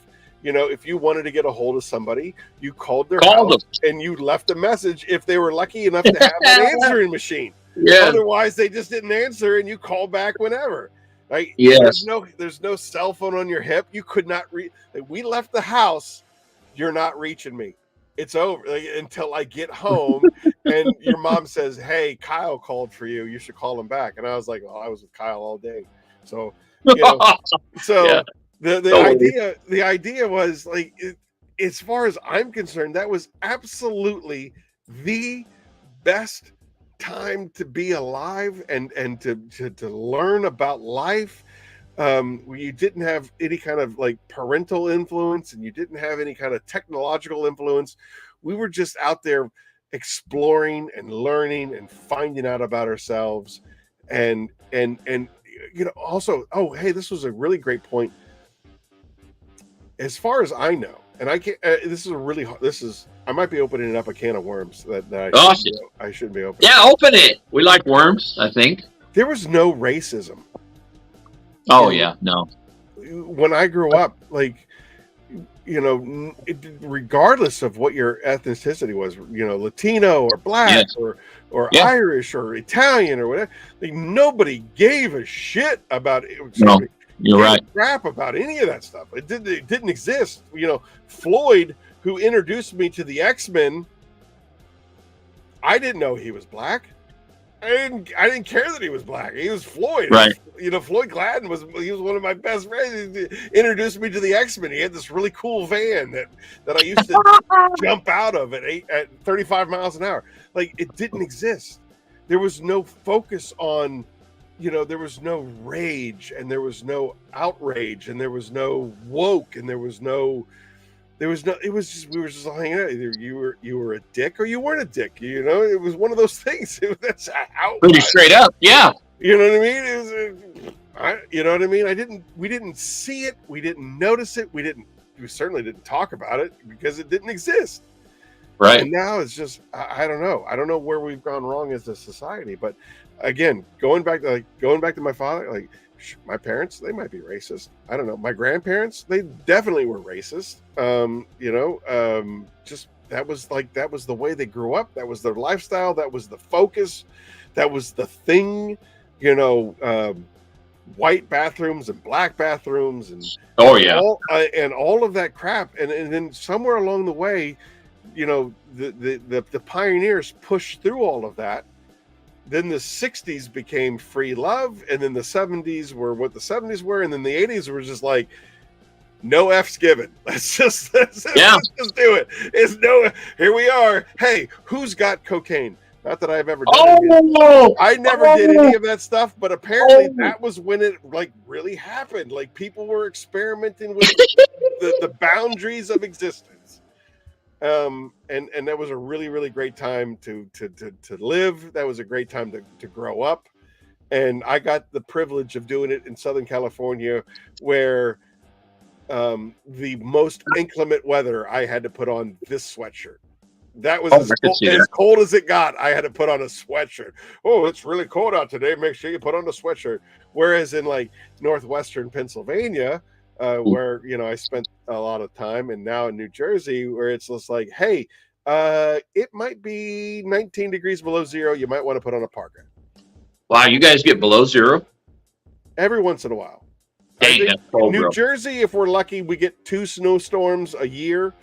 But because we have the Gulf Stream, things are pretty mild around here. But my parents live about 60 miles north of Pittsburgh, and it gets cold as balls in northwestern PA. There are days it's just not. It's not cold as balls. Oh, I love it. Cold as balls. It is not pleasant to be in northwestern PA on certain days. So that's too funny, man. Yeah. I love that crap. Well, I'm sitting in my garage right now. The walls are insulated, but the garage door is not. I'm in shorts and a hoodie. And a minute ago, I just about pulled the hoodie off. So I think we got, I don't know, we were in the 30s this morning. I think we got up in the 60s, though, midday. So it was nice outside when the sun was out. But yeah, I can't imagine. I mean, teens, 20s and 30s I can deal with, but below zero might be another beast. Yeah, it's not pleasant. It's not pleasant when your hands freeze up and you can't, and you have to kind of move them to just kind of. I don't know if you're reading these comments, but these comments are amazing. Using the old rotary foam, we actually talked to people. We drank water from neighbors' hoses. We ate dinner. Exactly, we ate dinner at whoever house we happened to be at. Exactly. You got handwritten letters like. These are my people, Doug. Yes, these are my people. This is the salt. Right. The garden hose gets me though. People won't even drink out of anything unless it's filtered or bottled water now. Right. Exactly. We tell time with hands on a clock. My son cannot tell, like, unless it's a digital format, he can't tell you. That's a real thing. That's a real thing. Kids don't. I don't think they teach that. That's honest to God how bad the schools have gone. I do not think they teach them how to read a clock. I don't know. Except you can't see. Cursive isn't taught anymore. No, it is not. Damn it. Dang it. There. At all. Yeah, with words on it. It's not taught at all. Like, what? How do you sign your name if you're not taught cursive? Yeah. I was talking about that the other day to a friend of mine. I think you're right. I do not think they learned how to write with cursive. Shoot, we Dude, spent look at this. like When was the first last 5 years in time? school When was the practicing last? that every damn day with the three stripe paper, uppercase, Yeah. lowercase. Oh my God. Oh yeah. People are like, paper. What's paper? Yeah. Right. The rotary phone When though. was the Hey, last time? When was the last time you went to a block party, let alone a pig roast? a block party? Yeah, like your neighborhood, like basically, Oh, everybody on your block is, or the neighborhood is coming to your house or somebody else's house. Everybody brings something potluck style, and no. then like we had like a big pig roast. I remember I was living in Springfield, Virginia, and they did a ginormous pig roast, and all the families chipped in for a pig. They bought a huge pig. They rotate, on the spit, and they did a big pig roast, and it was the entire neighborhood was involved in that. It doesn't happen anymore. No, it doesn't. We did some neighborhood watch stuff here on this block, but it's been 20 years ago. That's how long ago. Do you see that comment? Huh?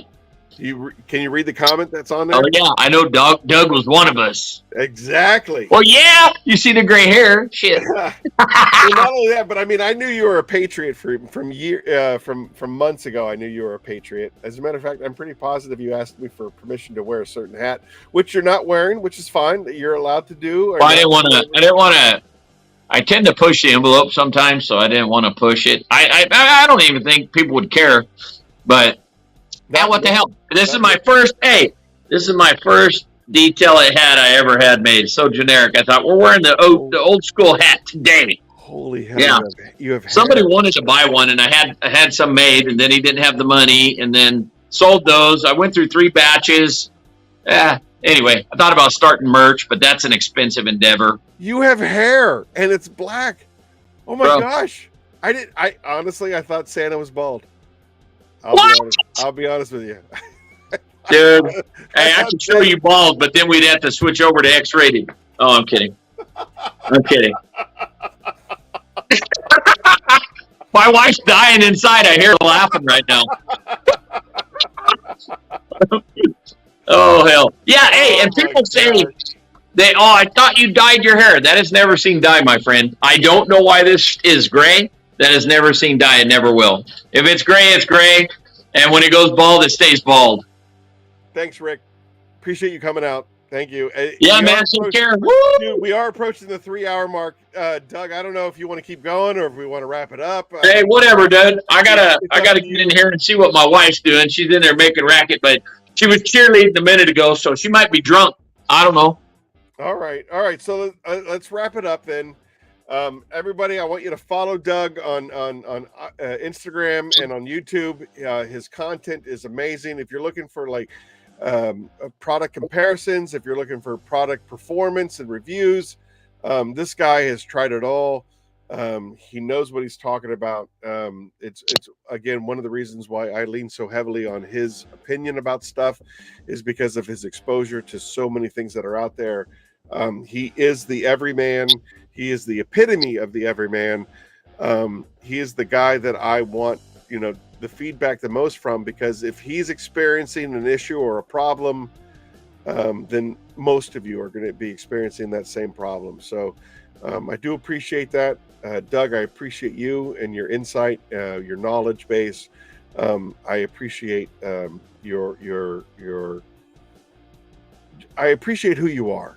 Thank you, Aaron. Hey, man, same to you. I'm humbled to be here, that everybody that came in and chatted with us, spent time with us. I don't even know that it's deserving. But anyway, it's been great. You are a great dude, Aaron. I love your company. I love everything about you, man. One day we'll meet and have a meal. That's a fact. 100%. So yeah, I don't have really anything else to contribute. Other than the Pay It Forward this is the last 8 days of the Pay It Forward. It ends on Christmas, the end of Christmas night. There are so many people that are out there that could use a helping hand, just being part of the community. Please pay it forward, Doug. That's the whole reason why you're on here. You're doing a local pay it forward campaign. It's a beautiful thing. We are a very generous community, and we can do so much for so many people that are in need. And 'tis the season to do that. So please nominate whoever you can. Doug, what can we expect out of you in the next couple of months, if anything? Where can people find you, and what if there's any last words that you want to say? It's up to you. Just what you've already covered, man. I stay kind of in the same wheelhouse all the time. To detail it on Instagram. I used to have a Rumble. I don't really keep it posted much. I have a YouTube channel, Detail It. I may do another pay it forward with Tim. Mr. Hawaii Tim's always saying he's wanting to do more. We may figure out a way to do a polishing class, but we'll keep everybody posted. There's nothing in the works yet. But with Tim pushing, man, that guy's an animal. So we'll probably do something one of these days soon. What's your favorite Phoenix product out of all the stuff that you've tried? Man, you put me on the spot. I'm going to say, honestly, put you on the spot. Eddie put you on the spot. It's I'm highlighting somebody's question. Man, okay, so and I hate to do it this way because it sounds so cheesy because everybody does it, I think, but it just sounds so wrong. Well, it was this, and I moved to this and that. So when I first had Apex, it was Apex. Then I tried Hydra, and I'm like, dude, I love this stuff. Titan's unbeatable. Then I tried Blossom. The Kraken. I mean, honestly, if I were to pick one product that blows my mind that I would use forever, I'm going to say the Apex Auto Wash, in my opinion, because of dilution ratios, the slickness, the fact that it gives a foam that I like. I know I could be a mobile guy, buy a 5-gallon bucket of that, and probably not buy soap for a year. So it's a great value, too, in my opinion. All right. I appreciate that, Doug. Thank you so much. I think that we're going to wrap it up here at the 3-hour mark. Doug, if you want to hang on for a few minutes after I close it down. Sure. Everybody, I want to say thank you so much for coming out tonight, for supporting us, for watching us, hitting the like button and the subscribe button. I know I don't have a whole lot of content out there as far as actual individual products, but I think that this is so much more important than promoting any kind of Phoenix product. I think that promoting the community that we are a part of is so much more important than pushing products and on all that other crap. So everybody, thanks for coming out. Tim McLaughlin wants another giveaway. Doug, I need something. Do you have a trivia question? Do you have anything that you want to plug? One last thing before we end. I mean, I could throw it out there. I think people will know it. Maybe you're asking me to come up with a trivia question? Yeah, I'm putting you on the spot, and I'm sorry. All right, man. This has nothing to do with the detailing product, but about my channel and my surroundings. What year is my coupe? What year is your coupe? I love that. There we go. I'll show you. If you know your cars, you'll guess. Here we go. There it is. There she is.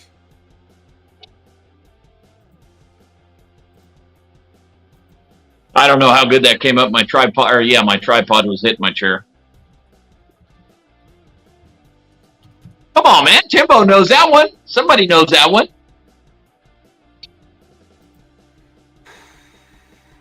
Man. 67, 40, 32, 50. Is that really what they're saying? Yeah, I got a 67, 32, 50, 32, 55, 35. 35, bam, 35. There it is. All right. Hawaii Jim gets a bottle of Peleus panel prep. Check him out. Good man, Timbo. All right. Okay, gentlemen, ladies, gentlemen, everybody that's watching. I think I've just about hit the limit of apple juice tonight before I pass out. Hey man, I'm gonna buy that. I am. I'm gonna buy it and taste it. Not a big drinker, but we're gonna try it for just an easy everyday, just drinking whiskey. Now, I would say that Shanahan's is probably my favorite as far as like my dad's coming out to visit. We're gonna do something really nice. I'm gonna buy the Shanahan's, which is ultimately my absolute favorite. I Shanahan's. Is that a bourbon? What is a whiskey? What is it? It's a whiskey. It's made in Colorado, but it's awesome. The part about Shanahan's is that it is so self-contained, from the actual growing of the oats all the way to the end game. It is all done within the Shanahan's family. Really? I visited their distillery out in Denver. It was absolutely one of the best experiences of my life. I truly loved it. They are a little bit pricier, but again, it's for a special occasion. But for like hanging out with you guys and just kind of chilling by the fire pit is probably my favorite thing to do in the whole universe. Is hanging out, fire pit, and just chilling out with my buddies. Dude, yeah, my wife sits out by our fire pit. She would, God dang. Yeah, you have to come out here and drink some bullet with the wife. Doug, there's nothing more just peaceful, satisfyingly peaceful than a fire pit and a glass of bullet. So anyway, I love it, dude. For everybody that's spent their Saturday night with me, and for everybody that's watching this show after Saturday night and years on down the line, since Doug is now immortalized on Curmudgeon's Corner 19. Thank you, everybody, for coming out. Appreciate you. Could not do this without you. We would not exist without you. Thanks, all. Take care, everybody. Thank you.